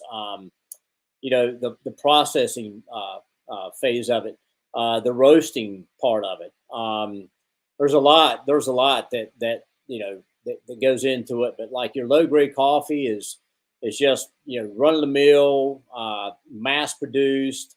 There's just there's a lot of inconsistencies in like the roasting, the grinding. It's just there to just grab a bunch of it, grind it up, throw it in a bag, and ship it out of here. Where like our stuff, and you go on up in the higher levels, there's a lot more care and love, from the roasting process, where you're sourcing it from, the farmers that you have relationships from, because you've got um, you know, you've got growers out there that have these massive farms that, I mean, they're just in it for it's bulk coffee is what it is, and there's just not a lot of love and care, uh, into producing it. So So is it kind of like more of a small batch type deal? Like, yeah, yeah, okay. So, the smaller, the more care they put into it and yeah, such, like, okay, I got you, man. yeah. What you talk about the difference in the roasting, I mean, is there only one set like process of roasting, or are there specific ones? And if so, like what do you look for in a good roasting process? So you know, you've got your different um, roasting roasting processes for the different coloration of the bean, right? If you want a light roast, you have what's called cracks. Like if you want a light roast, it might go to first crack and you drop it out of the roaster, right? And this goes in the cooling tray and cools. You go to second crack for a longer, darker, more robust flavor. You can take it to what's called second crack. Um, and then you drop it. But as far as the roasting process goes, you know, it really comes down to one, how good your roaster is himself, his expertise, because it's kind of like cooking. It's feel. It's a feel game. Yeah, you've got roasters, and there's all this technology, like the technology we use, color track, it pinpoints the color versus using a chart wheel and things like that, where you're basically eyeballing it. But it's a process. There's so much uh, technical stuff that goes into it nowadays. It's insane. But it really just comes down to how good is your roaster. You know, So it's kind of like, I mean, man, the more you talk about this, the more it kind of aligns with thing. Man, you said it to be in like the spirit world. yeah, When it comes to wine, like, yeah, there's wine and then there's wine. You know yeah, what I mean? And it does. People say the same thing. Matter of fact, this gentleman right here, darting uphill, wine is his fucking life. Like Hmm. right, he's owns is a fleet operator, and he specializes in wine transportation. So oh we've heard wow, him talk about it's kind of the same things you saying, man. It's about the grow and where you source it from, the kind of care that they take into it. What is the processing process like? Like, is it just made in a huge batch and it's all about volume so we can pump out as much as we can and sell it yep, as cheap as we can? Or is it that more, like we said, truck stops, the more mom and pop thing? These folks really have a love for what yeah. they're doing and they want that Well, great quality product. yeah, and and some of your like lower grade coffees will, you've got like you know, uh, so when a coffee bean, you've heard the term green beans, right? So a coffee bean is green before it's roasted, right? So you've got beans that maybe, let's say for instance, that are roasted, or even before the roasting process, there's like a defect in the bean. Okay. Well, your lower grade coffee companies that are just pumping out volume don't care about that. They don't look for that. If a, when your roaster drops the beans from the roaster into the cooling trays, and that's the cooling trays, the little thing that swirls, that kind of moves the beans around to cool them and stuff when you drop them. So you know they're actually uh, looking for beans that may have a defect in them. Didn't didn't make it the first crack or second crack, and they'll actually pick those beans and toss them. Get rid of them. But your mass produced coffee is not like that. They don't care. So you're getting in your low grade coffees, you're getting so much. Uh, I call it trash in it. Um, so it's a process. Man, I've got so many questions here now, and I have to try to remember them. All right, first question, and hope I remember the other three. First question: you keep talking about the first crack, second crack. What does that mean? So when you put the green beans into the hopper on the top, you heat your roaster up. It's nice and hot. It's tumbling around. It's ready for you to pour the green beans in the hopper to go down into the main drum. Uh, they'll roast for a period of time, and you'll hear. And it all depends on the roaster that you're using, because some roasters are louder than others, and you can't really hear that first crack. But basically, it's like a popcorn popper. You how popcorn sounds when it's popping. It's kind of the same thing. It's like a little. You'll hear a crack, and that's when the bean splits. It's actually the moisture it's drying out, so it's popping. The same thing as like popcorn. So second crack, the longer you roast it, it's going to have that second crack sound. What's the nominal crack amount? 1, 2, 5? Like, what's the nominal? Like, I mean, I've seen stuff go to almost like three, but I mean, it's typically 1 to 2. I mean, really, if you're going like the third crack and stuff, your beans probably exploding. Yeah, But Yeah, first and second crack.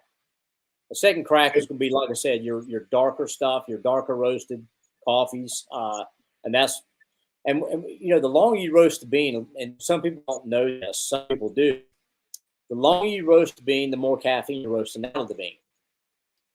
So when you're going for like a dark roast coffee, a lot of that is more flavor driven, where people want the flavor of that bigger taste.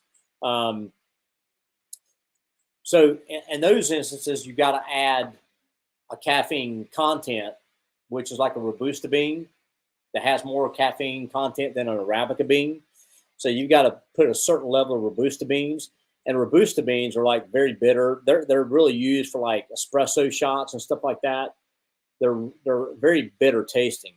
Where arabica beans are very smooth. So like with Black Dog, there's a level of robusta beans that's been blended with the arabica beans to get the content up to where we've got it, but we don't have that bitter, crappy taste that you get from a robusta bean.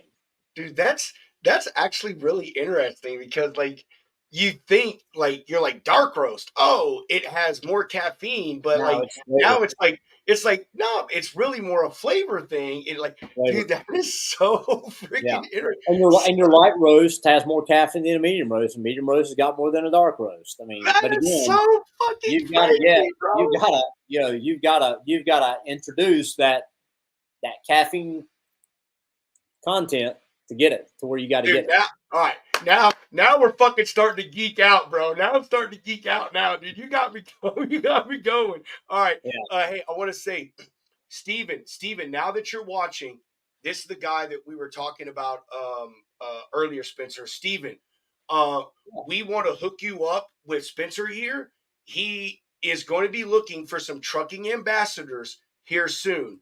Uh, you were the first person that Hunter thought of. So, Steven, we're gonna hook you and Spencer up, man. We're gonna hook you guys up.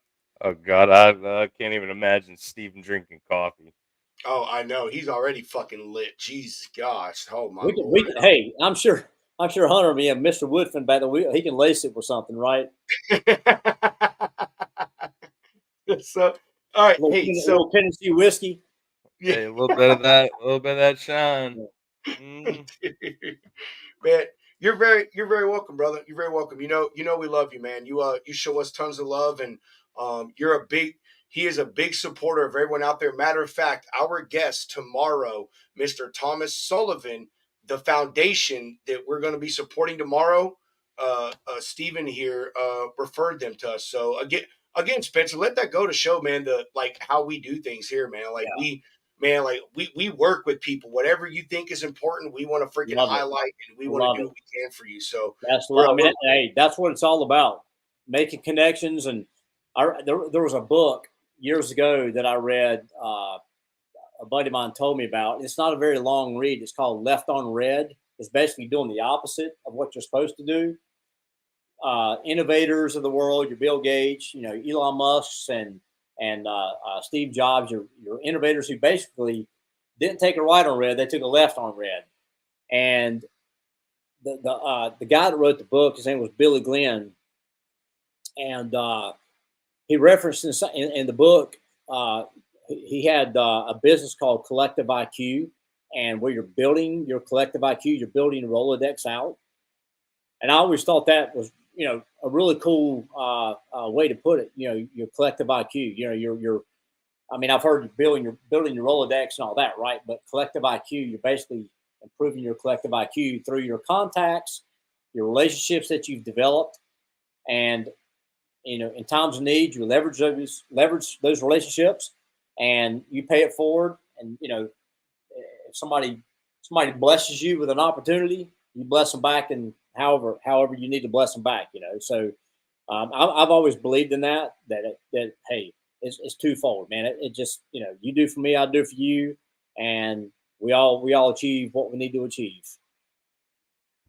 as we say here, man, it is homies helping homie. Matter of fact, look, I found this. Hold on, I'm gonna put this up real quick before I ask you my next question. Boom, right here.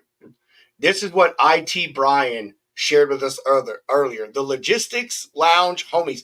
Brian, logistic, come the fuck on, man. Are you from India? Seriously, bro. Logistics has an come the fuck on. We love messing with IT, Brian.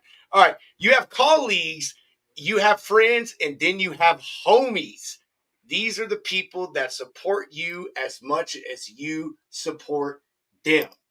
That is what the homie network is about, right there, Spencer. Like, seriously, man, like that's what we're 1,000% about, bro. That's right. Hey, we can't all do it ourselves. You got to have a team around you, whether that's in your own business or your friends and your network. You can't do it alone.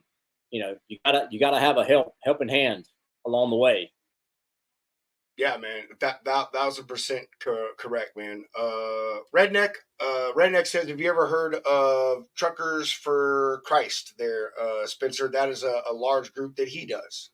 I don't know a lot about them, but I have heard of it, and I love that. Actually, I love that Truckers for Christ. I think that's amazing. We are like, you and Steven are going to get along famously, man. Like you're going to love him. He's a fantastic guy. Carlos, what's up, my brother? How you doing, man? We're going to set up another safety meeting. Hunter and I were just talking about this. We need to set up another safety meeting next week. We need to get that on the books, man, just to put that in your head. Push for Monday. Yeah. There you go. So I want to get back to my thing. Okay. So we talked about the cracking and stuff like that. Man, dude, that's so fucking cool. I'm a geek, Spencer. I just want you to know, like, I'm a geek. I just love to understand the most intricate parts of things. What is, okay, let me see if I can sum this up. One question, 2 parts. What is the optimal temperature for roasting, and what are the optimal roasting times? Oh, Lordy. Well, I mean, it depends on what roast level you're trying to achieve, and actually the type of bean too. I mean, like I said, there's a lot that I'm still learning with this whole thing. But yeah, I mean, like some beans can be taken at one temperature, and some you don't really want to take beyond a certain temperature. But like the rule of thumb, like when you're heating your roaster, you're going to take it to 400 to 420 to 30 something degrees or whatever, and then get it really nice and hot and heat it up. Drop your beans, and you're going to kind of reduce the heat down because those things cook pretty quick within minutes. I mean, it doesn't take long. Really? Yeah. Really? Oh yeah. Well, how long is that? It's natural gas. It's natural. I mean, most of them are natural gas driven. I mean, there are some that are hot air roasters, but I think gas, in my opinion, I think gas is more consistent. So the disbursement of the heat, and but I mean, there are air roasters out there. I mean, I've seen them, but man, I've never really tried to use one or anything. You're answering questions I think of. I was just about to say, what do you think is the best type of roast? I was just about to ask that, man. That's nuts. I guess I could see it a few minutes. So, hey, how long is the cooling time? And does the length of the cooling time matter at all between roasts? I mean, the cooling time is it's a matter of minutes, but the bean is actually degassing. So, you've got to let it cool. And, the worst thing you can do is throw it in a container and seal it up because it might, explode on you. But the beans have to degas, and, again, it just depends, on the bean and what you're trying to achieve. But it doesn't take a long time to cool the beans down, till you can touch them. Because that's what the cooling tray is invented. So it's a big tray. So when the beans are roasted to where you want to have them, where you want to roast them to, you're basically dumping them into the cooling tray, and that's what that.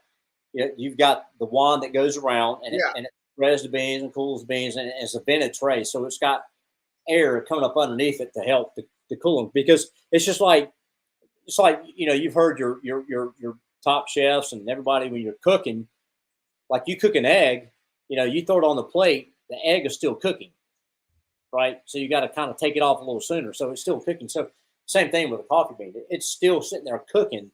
That's why you got to get it cooled as quick as possible. Gotcha. I know exactly what you're talking about. That spinning thing. I didn't realize that was a cooler. I didn't know what part of the process it was, but I didn't know that was cool. But I know exactly what you're talking. Matter of fact, when I was making your intro video, there were several options for me to use that, and I was like, nah, I don't want to use that. But so that's pretty interesting. Like I didn't know that. Yeah, That's it's not like. I mean, it's not like hooked to an air conditioner or anything like that. We're blowing nice cold air up through it, right? But it's circulating air up underneath it, to help cool the beans down. And then the wand on top to spread them, to spread them around to cool faster. Hell yeah, Taylor. Taylor's another one of the guys we were talking about earlier. Taylor, we're going to hook you up with Spencer. Spencer just needs to come to Large Cars and Guitars. There you go. You need to cover both of these people. Taylor's playing. Like yeah. he's a musician and a truck driver. He's playing that night. Boom, Steve. Yeah, that even Mountain Man. Oh, Mountain Man from Duck Dynasty is going to be there. Oh yeah, that was one of my previous lives. Was because I got my first set of drums when I was like 3 years old.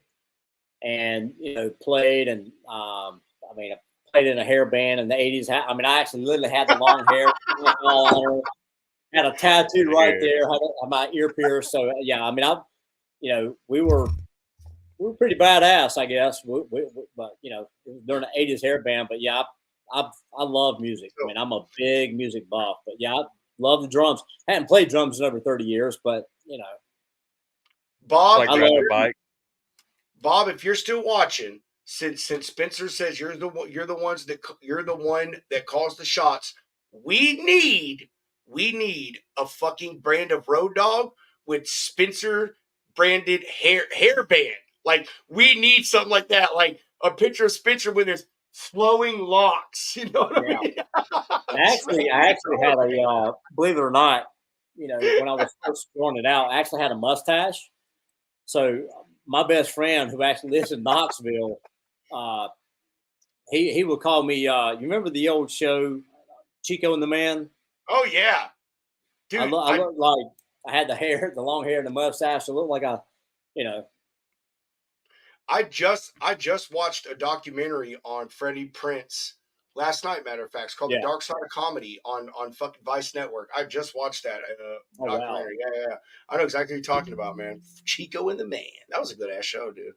That was a damn good show. Yeah, my two favorites was Sanford and Son and Andy Griffith. That's what I kind of grew up on. I love Sanford and Son, man. Man, dude. Did you know, like, again, Dark Side of Comedy, I watched this. Did you know that Richard Pryor and Red Fox were both writers for Sanford and Son? Two of the greatest comedians fucking ever. In Sanford and Son is one of, dude. I'm a huge documentary guy, bro. That is like almost all I fucking watch is documentary. Yeah, Richard Pryor, he was a writer for Sanford and Son, dude. Yeah. But all right, back to my question. So earlier, a little bit earlier, you had talked about like defects. So what do you mean in defects? Is it a coloration thing, bean size? Yeah. Like some beans, sometimes it can be overcrowding and the roaster itself that can cause it, or just when the bean was picked and processed, and it just wasn't up to par. It didn't develop and mature.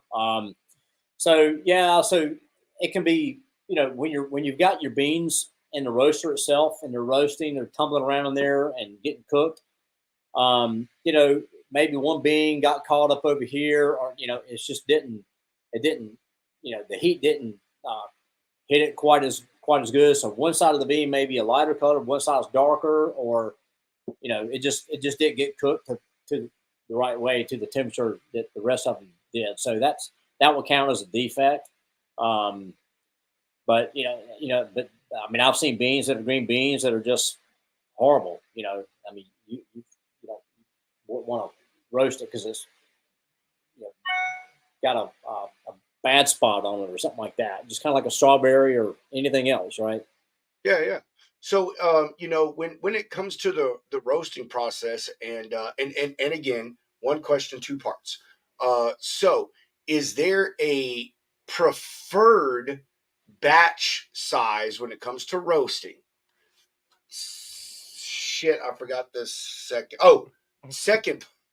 Fuck you, Hunter. I know you're about to do it. I know you're about to do it. We'll just go with the first part. Is there a preferred batch size when it comes to roasting? Does that make a difference? Especially with us talking earlier about these, large roaster producing roasters. Yeah, I mean, it depends on how much yield you want out of the if you're trying to get if you've got a 100 pound sack of green beans. I mean, there's roasters that can accommodate that. It just really depends on the size roaster and what you're trying to achieve. I mean, it could be all over the place. I mean, you've got small to medium to large roasters, but so So does that, it not matter, Spencer? Like, I mean, like your coffee, I mean, could you roast it at a humongous massive level and oh still yeah, get the quality? But yeah, okay, okay. yeah, I guess it yeah, has to more do with everything before it gets to the roaster for the most part, maybe. right. Yeah, Oh, yeah. God. So yeah, I mean, we can roast large volumes, but again, that's where that technology piece comes into play, because a lot of roasters are so sophisticated these days, and they've come a long way. Uh, but the technology, like the color track, is huge, and that's where you kind of rely on some of that technology. And again, your roaster that's actually in charge of it and sitting there watching everything and paying attention to everything. So I've never been a big believer in you just 100% rely on technology. Sometimes you got to have a little bit of human element into it. So Bro, can we just fucking go back to fax machines? I'm ready for that. oh yeah, Fuck the internet, man. Fuck technology. I hate it. yeah. The Uh, only thing I would never want to go back to is dial up, because that is true. I remember when AOL came Hunter, out and you don't hear shake your head. that Hunter little over here, you got no fucking idea about some oh dial-up. my About god, dial up? You see this kid over here, Spencer, this little 30-year-old talking about knowing about some dial-up. yeah. I am going to ask him, Taylor. Bro, Hold I your fucking fucking horse. used dial up. I used dial up. What do you Did you mean? really, Like, Hunter? yes, bro. No I'm not, shit. bro. I'm 30. Like, that was fucking like when I was like 8 years old, bro. Hey, Like, couldn't use the house phone. look Couldn't at use the that. house phone because it'd fuck up the connection. But the 8 years old, Spencer. 8 years old. And he was already addicted to the internet. That's that Oh my generation. yeah, god, yeah. Ooh. that is hilarious. I love you, Hunter. You know you're my brother. All right. So damn it, dude. Like I said, every time you talk, I think of more questions. But before fucking Taylor starts texting me, this is Taylor's question. He read that very expensive coffee is from beans picked out of animal crap. What kind is that? And you ever dealt with that? Heard about that? What do you know about that, Spencer? Yeah, it's I don't know a lot about it. No, I've not used it, but yeah, that's monkey shit or something like that. I'm it's yeah, that's a very that's something that's really kind of made a lot of headway here in the last I don't know, within 5 years, I guess, maybe even not quite that long. It's become real popular amongst your people who Fucking eat, say it. live, and Yuppie. breathe organic, everything. Which Yuppie. I love organic stuff too, but I'm not. I mean, it's been washed and everything, right? It's not, it's safe, but I don't know. I don't know enough about it to speak on it, but yeah, Say it, I Spencer. know about it. You just say it. Those damn hippies. No. Yeah, I mean, I'm just not, I just can't do it. Yeah, I've never heard of that, Taylor. That's actually the first I've heard about that, man. All right, back to my questions, man. Is you talked about the roaster. So, Yeah. man, I don't really know what it's called in wine or beer or anything like that, but I mean, you speak of it as like they're, a licensed kind of practitioner in a way of coffee beanery roasting. Is that what it is? Like, is there one individual that, like, this is their shit, is roasting coffee, and they know everything about it, go through all this training or whatever it is? Like, is that kind of what you mean, or do you mean just like the company as a whole? Yeah, I mean, yeah. So, I mean, roasting is an art form. It is. It's something that you just can't go and do.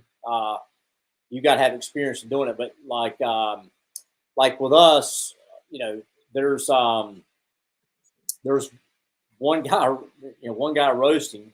Well, I'm sorry, there's a few because one guy's sick. You got to have somebody else who can do it, right? Um, so it's yeah. I mean, a roaster, like a master roaster, is kind of like a mad scientist in a way, because you got a lot of components on a roaster. I mean, it's not just turning on the gas and firing it up. Hitting the start button. I mean, it's pretty technical. And again, it depends on what brand you're using too. Kind of like, I guess, like a master brewer. I Yeah. mean, Oh yeah. Yeah. yeah, So like a person doing blending the wines for like a major winery and stuff. Or prime example, Suntory Distillery in Japan, right? You know, their uh, master guy. When they launched all of their scotches and different things like that, they were like known as having the best scotches in the world. The Yamazaki, it was really popular, but that was all contributed to who they had blending it. So I mean, there's a big science behind all that stuff. I believe it, man. I firmly believe it. I mean, science is everywhere. I'm not a science guy, but Yeah. like, I get it, dude. It is science. Science is everywhere, man. Everything can be, any and everything can be manipulated by science. Yeah. You just get the right person that understands things at whether it be a molecular level or a genealogical level or whatever it is, and those small tweaks, critiques, and changes, Yeah. can make the massive difference in quality and yield and so forth and so on. So, um, Oh, Spencer, when you get your stuff, your beans, your coffee, whatever, does it come whole beans from where you bring it, or has it already been?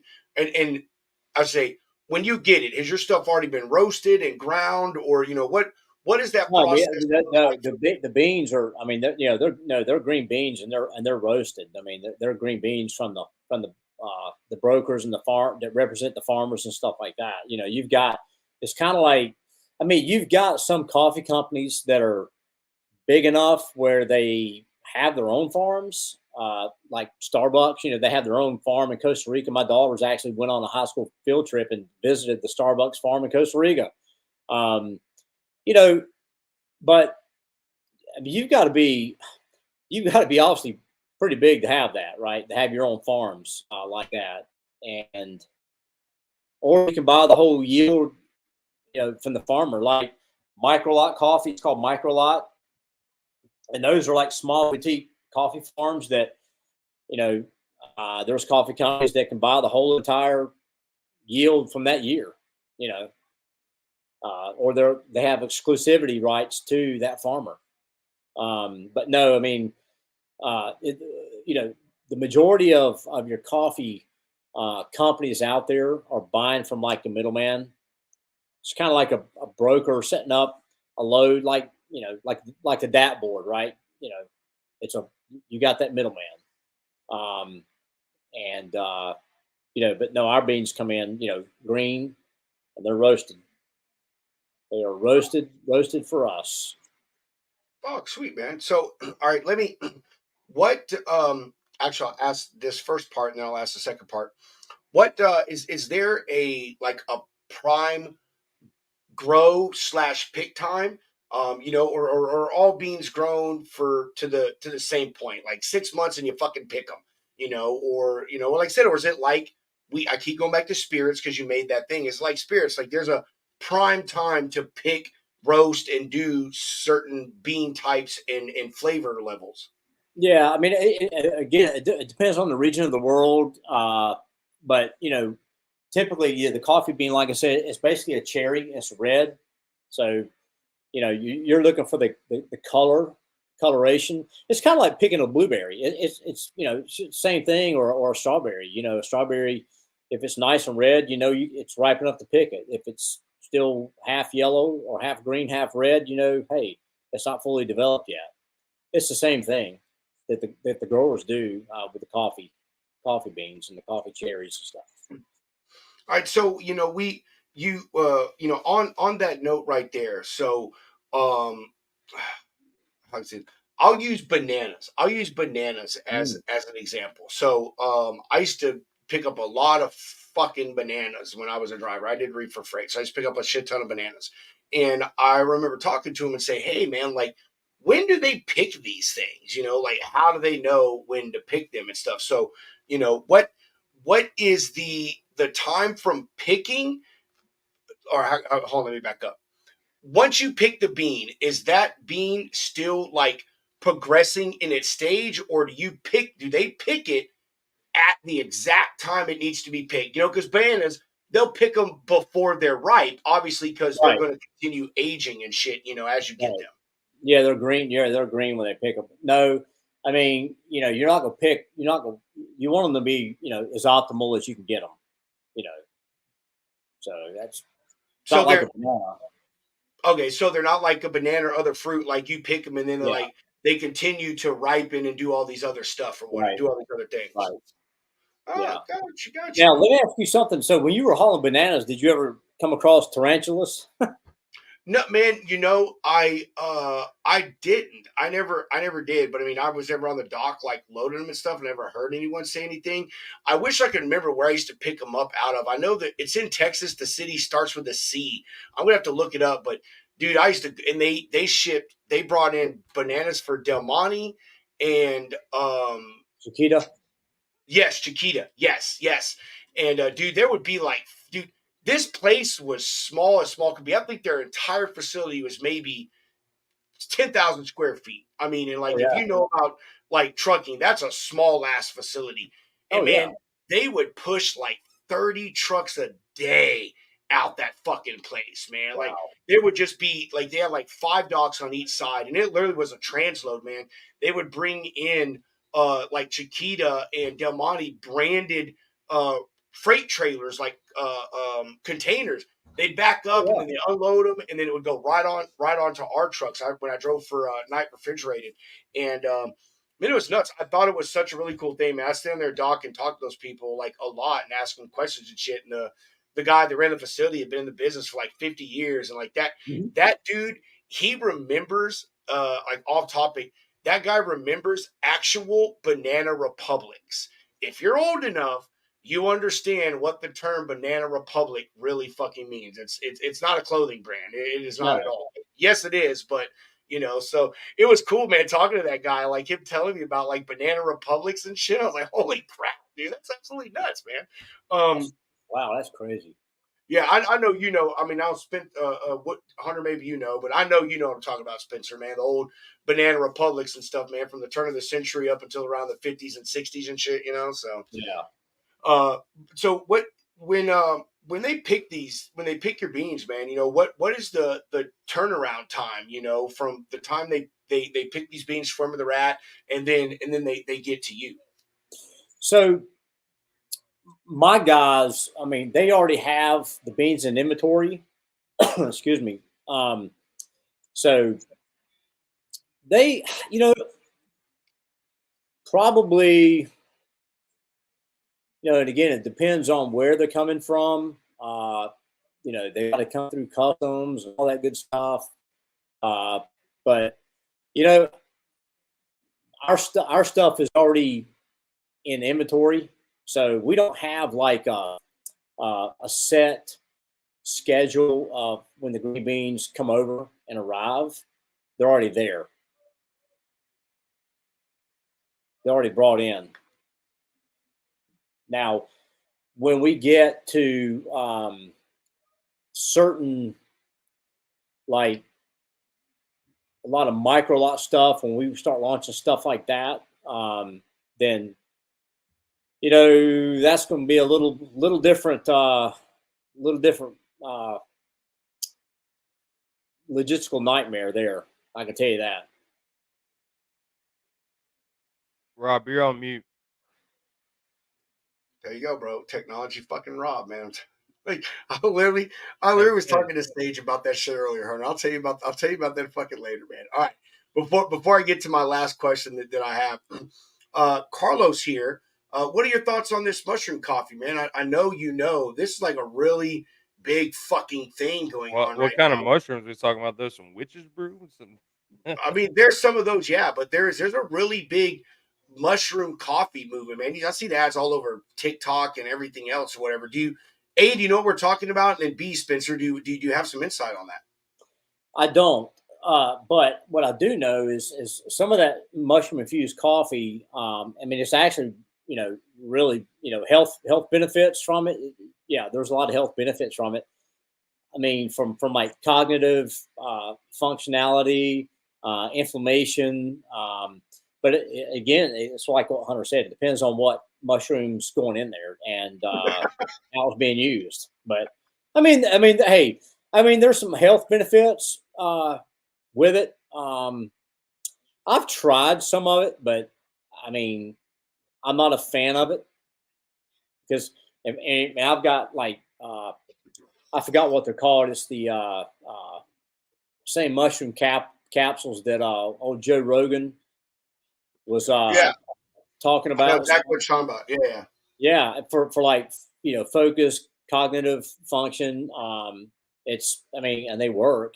But I mean, I'd rather just pop a couple of capsules than having it in my coffee. Yeah, Carlos, take your fucking hippie coffee out of here. There's a lot of coffee is getting. People are doing a lot of creative stuff with coffee. It's insane. I like my coffee just straight black. I don't want cream, sugar, nothing in it. Just straight out. Bro, Just drink it like I like my bourbon or whiskey or scotch. You're right. fucking I like preach. it neat. I don't want ice in it. I want it neat. What hey, this is my thing. I it's funny you bring that up. I'm a fucking just regular coffee guy. I don't need all this crazy bullshit. I don't need it infused with rose petals or fucking teardrops of an angel or the feet of a mermaid. Like, I don't care. I just want it. When I drink it, it kicks me in the face and says, wake the fuck up. I mean, people are getting creative with coffee. I mean, they really are. It's insane. Like I said, there's just so much to still learn about this industry and what people are doing, new techniques to different, things that's been infused with. It's like, the poop coffee, I call it. I mean, I don't know. I mean, it's crazy what's being done now. It's insane. Sure, you fucking were, Carlos. Yeah. I mean, hey, I want to say is we need to take coffee back to the dial-up days. Where coffee was just coffee. I'm playing. Oh heck yeah. So do you have any plans? I mean, if you don't want to give it away, that's fine. Do you have plans and ideas to get more into the I want to say coffee or flavored coffee, but I don't want that to mean like crazy shit. But pumpkin spice, hazelnut, and all that kind of stuff. I mean, yeah, we'll be doing some of that stuff too eventually, just because the market's going to demand it. Um, and 30-year-old podcasters will probably demand that. Um, I just want to make. he didn't pick that up, Hunter. He didn't Oh pick no, I that picked up. it up. I picked it up. I'm 40, so that doesn't apply to me. No, I'm talking to Hunter, but no. All right. I'll be 40. I'll be 40 in a few months. God damn it! I identify as a 65-year-old. I've said that many times. Yeah, I'm 54 right now, so Dude, I was so born in the wrong fucking generation. Like, I'm yeah, for real. I mean, I'm considered a millennial, which I absolutely fucking hate. yeah. Because I am through and through a Gen Zer, man. Like 100%. Yeah. Generation X. I'm sorry. I'm through and through a Generation Xer. So, um, But we'll be doing the flavor stuff too. Yeah, I mean we'll eventually do some of that stuff. The pumpkin spice to the vanilla to the hazelnut. We've already had some asks for that. So yeah, I mean it's something that we will be doing. So I just want to make a recommendation for all of us coffee connoisseurs out there, because again, I love coffee, man. I actually like flavored coffee. Like I do. I just coffee to me is it's like beer, man. Like yeah, not every beer tastes the same. Not every whiskey, right. not every wine, not every bourbon. Like all of it can taste differently. And Oh yeah, so I just want to make one recommendation. When you start making all those flavors, please use Black Dog as the base. I don't yeah, want no fucking medium roast pumpkin spice. That's one yeah, thing I hate about pumpkin spice and like all these other coffees is they're always like a light or medium roast. I'm like, dude, like, give me some yeah, good yeah. kick I mean, in that shit. I'd be curious to see how Black Dog would taste. I guess Bro, with yeah. with the flavoring, uh, a pumpkin spice maybe or something like that. I don't know. But you get what I Oh mean, yeah. Spencer. Maybe Like we'll you have a being a coffee guy. commercial. Maybe we'll have a commercial of a black dog eating a pumpkin or something. Yes. Yeah, bro. Attacking a pumpkin or something. Dude, oh my god, never mind. That's had a crazy fucking thought, bro. Picture of a black dog eating a pumpkin. This may not go along with your brand, but in my mind, it's funny. A video of a black dog eating a pumpkin, shitting out black dog pumpkin spice beans or That's something. right. Yeah, he'll shit a bean out. We'll pick the bean out of his shit and Yeah, roast it. There, Taylor, that answers your question. That's where the animal shit comes into play. It's the black dog And the shit first thing you'll coffee. say is, "Hey, this tastes like dog shit." yeah. And yeah, it should. That'd be fucking so great. Yeah, that would be my only ask, man. I hate that as much as I love flavored coffees. They're all dark roast and shit. Taylor said, I got dude Taylor. That's fucking sad because Black Rifle is a veteran owned company. Oh, dude, there's some fucked Imagine up shit going on behind Black Rifle you don't even know about. Oh, I don't know. I will say I don't. Ask Taylor about it, dude. They ain't all they fucking preach No, themselves to I be. don't. I That is don't. I don't false drink. marketing. I do not support them anymore. I'm sorry to say I'm a veteran. I'm a huge proponent of supporting veteran brands. Yeah, If I can buy veteran, I'll buy veteran over everything any fucking day. Trucker logistics, whatever. Fuck, like forget it. I'm supporting my brothers and sisters in arms. But I used to buy a lot of their stuff, man. And then when they started opening their things, I'm not gonna lie to you. I went to one of those deals, and I'm like, fuck this. Me personally, I'm a Dunkin' Donuts guy. Like when it came to my coffee, like like when I go outside the house, like if yeah, I'm gonna buy from a coffee place, I would get Dunkin'. But yeah, Black Rifle, I don't know. I'm not with them. There's another brand that was a big veteran brand. I can't remember the name of it, but they were the same way. They were great and they became huge, and now they're a bunch of dick bags. It's yeah. funny. It's funny how money seems to change people And, that yeah, say they have the best intentions. You know what I'm saying? right. Yeah, yeah, Are yeah. you talking about when they opened up their outposts, their stores? Yes, yeah, Yeah, dude. We got two of them here. We have eight. This is how funny it is. So we have two Black Rifles here. yeah, One of them is right next door to a Starbucks. All day, any day of the week, Starbucks has a longer line than they do. The second one is about half a block from a Dunkin'. Same thing. All day, any day of the week, Dunkin' has a longer fucking line. Oh yeah. I mean, I don't know. I'm sorry. Yeah, I don't know. Beard Vet, I've not tried their stuff yet, Hunter. I have not, but I'm real particular on the things.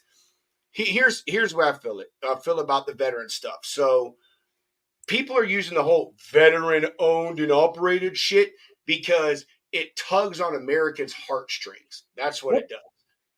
And half of those things, those pointless stuff, just like the Wounded Warrior Project, fuck them. I'll never support Oh them yeah. ever again. When I found out that your ass is like Goodwill, eat a dick, deuces, ain't got That's shit right. to say to you. I'll never support you ever, ever, ever again. Yeah. So I want to try them, Taylor, man. The beard stuff I use right now is it's Viking something. Go figure, right? But I'm gonna have to try. I'm gonna have to try Beard Vet, man. I like All that, for your dude. beard and stuff. Yeah, and that's one thing that you know I can say about Road Dog Coffee is we're mission driven, and I don't think anybody's going to have to worry about us getting um, off our path. I don't care how big we get. We're supporting the truckers, veterans, first responders. We're supporting them all, and because there's a lot of veteran truck drivers, and but hey, that's something you ain't got to worry about here. I can tell you that. Dude, that should be your next brew of coffee. I would shut it down before I let it get to that bullshit. You need to make all right. So all my veterans out there can attest to this. If your dad is still alive, Spencer, he can attest to this too. Dude, there is coffee, and then there's military coffee. That shit, I'm telling you, will put hair on your butt cheeks, man. You know what I mean? Like, it is the nastiest but strongest coffee ever. You need to come up with a veteran brew eventually, man. That'd be dude. And do it like your hat, bro. Like the front of the bag camo and the back an American flag. Boom, that shit would be sick, dude. Oh yeah. It would be so sick, man. Like I said, I mean, I get real creative on coming up with the artwork and designs, and Bob really helps, bring it to fruition. But I mean, I love getting creative with stuff. Not like I said, I've got probably 20 different bags that I can come out with right now. That I've got a lot of ideas that I think are going to be really cool when we do launch things. Yeah, so I get real creative with stuff. Yeah, you could It'd be you fun. could name it. You could name it Fire for Effect or Yeah. throat punch. That's what Yeah. you do. That's a big saying in the military. I'm gonna fucking throat punch you. That's right. That's what you Mm-hmm. That would be Rope so punch cool. it is. Fire for Effect veteran blend. Like, oh my gosh, bro, I would buy that. That'd be so awesome, dude. That'd be so awesome. Oh, heck yeah. Taylor, we're don't you worry there, Pally boy. We're Now he's saying, hold on a second. He's saying right here, I'd like to try Road Dog once. Why not twice or 3 times or 4 times or 5 times? Taylor's one of the ones we're going to hook you up with. Like not trying to pump Taylor up because he's already a fucking narcissist as it is. But we love you, Taylor. You know we do. Taylor has got a humongous following, and he is a big proponent of helping out the little guy. He has been a huge supporter of us, a huge supporter of other content creators and brands and small businesses. And Taylor really gets behind people that he believes in. And Taylor, we're gonna hook you up with Spencer. He said, Spencer, is that a Billy Ray Cyrus mullet? You what? He said, is that a Billy Ray Cyrus mullet that you got going on? Hell no. I ain't got no mullet. No, that stuff. I got a hat head right now, but nah, ain't no mullet here. It's funny you say that, Taylor. That's a hoodie. That's a that's I love that, dude. We're gonna have to get some swag from you, man. And those stickers are badass. Like that holographic one, that's my favorite, man. That Road Dog holographic one. I got it. I can't show you, but I literally have it stuck right. I had one space left on my laptop stand, and it has Yeah. got the holographic Road Dog Black Dog coffee sticker on it, man, right here in front of me, dude. So Yeah, we got the yeah, glitter, Black Dog glitter, and then the medallion glitter. And actually, we've sold a lot of the glitter stickers. I mean, I guess they're pretty popular with teenagers and uh, the folks, and that's kind of why we did them because, you know, I want everybody to support this thing. I don't care if you're a teenager or you know, middle age or old age. I don't care. You know. dude, my 16 was about to be 17. My 17-year-old drinks coffee, and he's drank coffee for matter of fact, he's such a big coffee guy, dude, that he bought himself a fucking espresso machine. Oh Like, wow. yeah, and I bought himself one, dude. So we're big coffee drinkers in this house, man. I'm telling you, man, I'm gonna start getting me some stuff from you, man. That Black Dog's really good. I've yet to try that Expedite, but my mother-in-law says that it's really good and stuff. So Yeah. I, I like a good coffee, man. That's good and sippable. And this like I said, that Black Dog it is, dude. And like I said, it works great as a hot or a cold brew, man. So Yeah. dude, whenever you start moving into that cold brew space, I'm gonna definitely be looking for that, man. Oh Snatch yeah. up some that fun cold brew. That'd be a big thing for those drivers too, brother. A lot of those guys out there do drink that cold brew coffee, man. I loved it when I was a driver when it started becoming a thing. Oh yeah. Yeah. And you know, I mean, they're really popular. I mean, they really are. I mean, I'm not a. I mean, I've had cold brew. I'm a hot black coffee guy. Got up, you know. I can't do the cold brew stuff. Um, but you know, I mean, it's growing like crazy. I mean, but I haven't tried it in Black Dog or anything like that. I mean, I'm not, you know, my daughter has, but I'm not. Maybe I'll try some of hers or something. Yeah, May change my mind. You know, I guess maybe when I've had it, it wasn't with the greatest coffee in the world. I guess so. sweet, dude. All right, we've been on here a lot longer than I thought, dude. Like you fucking let me down a rabbit hole, Spencer, man. I'm so, like I geek out over just everything I do, man. Like I don't know, I don't know. I love the way that to understand the way that things work and how Yeah. systems function and supply chains and stuff like that. So yeah, man. I want to Uh, see you. I want to see you modeling IP at truck stops hat. what? This is our hat.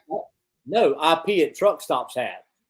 Oh yes, we need to get one. Sorry, I misunderstood you. Yeah, that'd be Yeah. fucking awesome, dude. Dude, it was. I had an idea. I forgot it now, but I had an idea of an only, and then I can't remember what it was I was going to do with him with the Like a thing. fans only. No, it wasn't only coffee. It was something else. I'm gonna remember it. I'm gonna Yeah. remember it, and I'm gonna hit you up with it, dude. This is like our little thing, but that'd be Oh cool, yeah. bro. If we could do like a only beans or I don't know. I can't remember what the idea was, but I'm gonna think of it again and fucking bring it up to you. Yeah. But I do, I thought you were getting ready to say like fans only, and I'm like, I'm not subscribing to that, Robert. Hunter. No. As Taylor said, HunterDoesPorn.com. Yeah. That Yeah. shit was so This was so funny. Spencer, do you have any exiting comments, questions, concerns, or updates before we? No, just you know, we've got like I said, you know, next month we're looking at rolling out the Women Truckers Love Coffee. It's a you know, all pink bag, you know, for Mother's Day, and it'll be one that we'll carry. It's a really good coffee, light roast, Ethiopian. But yeah, everybody go to roaddogcoffee.com and just, you know, buy coffee, support the brand, support our men and women out there on the road that's basically bringing you your goods, and you know you're supporting a good cause here. um, and you know, let's just see where we can take this thing. Hell yeah, brother. Yeah. Taylor said plug your socials. There, Spencer. Where can everyone find you? We've got, so obviously Instagram, Meta, X, YouTube. Bob just got got it set up on TikTok. The handle on that is at Road Dog Coffee Co. Road Dog Coffee Co. But if you go in and just type in Road Dog Coffee Company, you'll find it. But yeah, we're just. I think he just launched the Road Dog the TikTok shop. I don't know if it's 100% up and running yet. I haven't checked. But yeah, so we're across all the major social media platforms. But Meta, actually, he just launched, I believe, the Meta store. So you have to check that out. But yeah, and YouTube is definitely we'll be putting content and cool videos on there. Maybe we'll kind of go out into a field one day and blow up a tractor trailer with some dynamite. We'll do some cool stuff, in the coming times, I guess. And something that we're gonna do is on our Instagram is we're gonna put dogs of RDCC where people can send us images of their dogs on the road. We can upload them, on there for stuff like that for content. Because we are Road Dog Coffee, and hey, a lot of truckers have dogs in their trucks. They're like our fur riders. That's cool, man. Yeah, so like Rome wasn't built in a day. We're still building this thing out. Raising capital, raising money. So if anybody wants to kick in $1, let us know. Yeah, so it's fun. We're gonna have a lot of fun with this thing. And we're going to just continuously showcase our truckers and logistics workers, and that's our mission. And bring the awareness to the public to get behind it, and make them understand how important the trucking industry is to the economy, and what it really truly means to the economy. Fuck yeah, man! And it's not just get out of my way, you're blocking a lane kind of bullshit. Love it, love it, love it, loves it. Taylor said, "Don't confuse a trucker's dog for the girlfriend." Huh? Interesting. Yeah. Well. Yeah. See that. Taylor, always with the great one-liners, man. That's right, Spencer. We appreciate you being with us, yeah, man. I appreciate you having me. As we brand. Yeah, dude. We tell every guest you're now officially a lounge lizard, man. So, dude, Good. you wanna hop on anytime. Anytime you see that we're on, dude, you don't even have to ask. Just say, send me a link, and we'll send you a link. You can hop on, you can hang out with this man. We're gonna support you any way we can. We've already got a few people that we're going to try to hook you up with for your ambassador program. Yeah. You saw we already had some folks that have bought some coffee live off the show. So we are, man. We're gonna do what we can to get behind you and stuff, man. Good deal, man. I appreciate that. I really do. It means a lot. It means a lot. IT Brian, he's already got something for you guys on our website with your code and stuff. So we'll continue to build this thing, man. We'll get together some. Boom, there you go. Taylor said he's going to go ahead and go buy some. Taylor, use Lounge 15. Bob with the marketing team put it as all caps. So do it all caps. Also, we do all caps. Okay.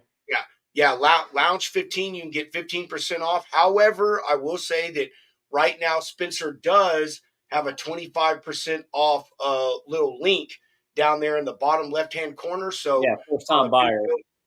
Go over there and get whatever discounts you can. Don't worry about it being our code, just as long as you show Spencer some love. Yeah, and he'll come back. He'll love it so much he'll come back, and then he can use the Lounge 15, right? Yeah, he will. Taylor, like I said, Taylor's a good guy, man. If he believes in something, he's going to support you, Spencer. I'm telling you, man. Like once Taylor gets your stuff, he tries it out, man, and he believes in your brand. He's gonna put you out there, whatever. See, that's the kind of guy he is, right there. You know what I mean? He's like fuck a promo code. He wants to give you full price for it. So, which even then it's cheap. It's only $13 a bag. Like I really do not think that is bad for a fucking bag of coffee, man. I mean, really, it's not. It really isn't. So, Spencer, we're Appreciate going it. to end this piece. Like Hunter and I will chill backstage for a minute and have an afterwards talk. So you're more than welcome to join us for the next 10 or 15 minutes after that. But we are going to go ahead, give some exiting love to our sponsor, Shoreline Caffeine.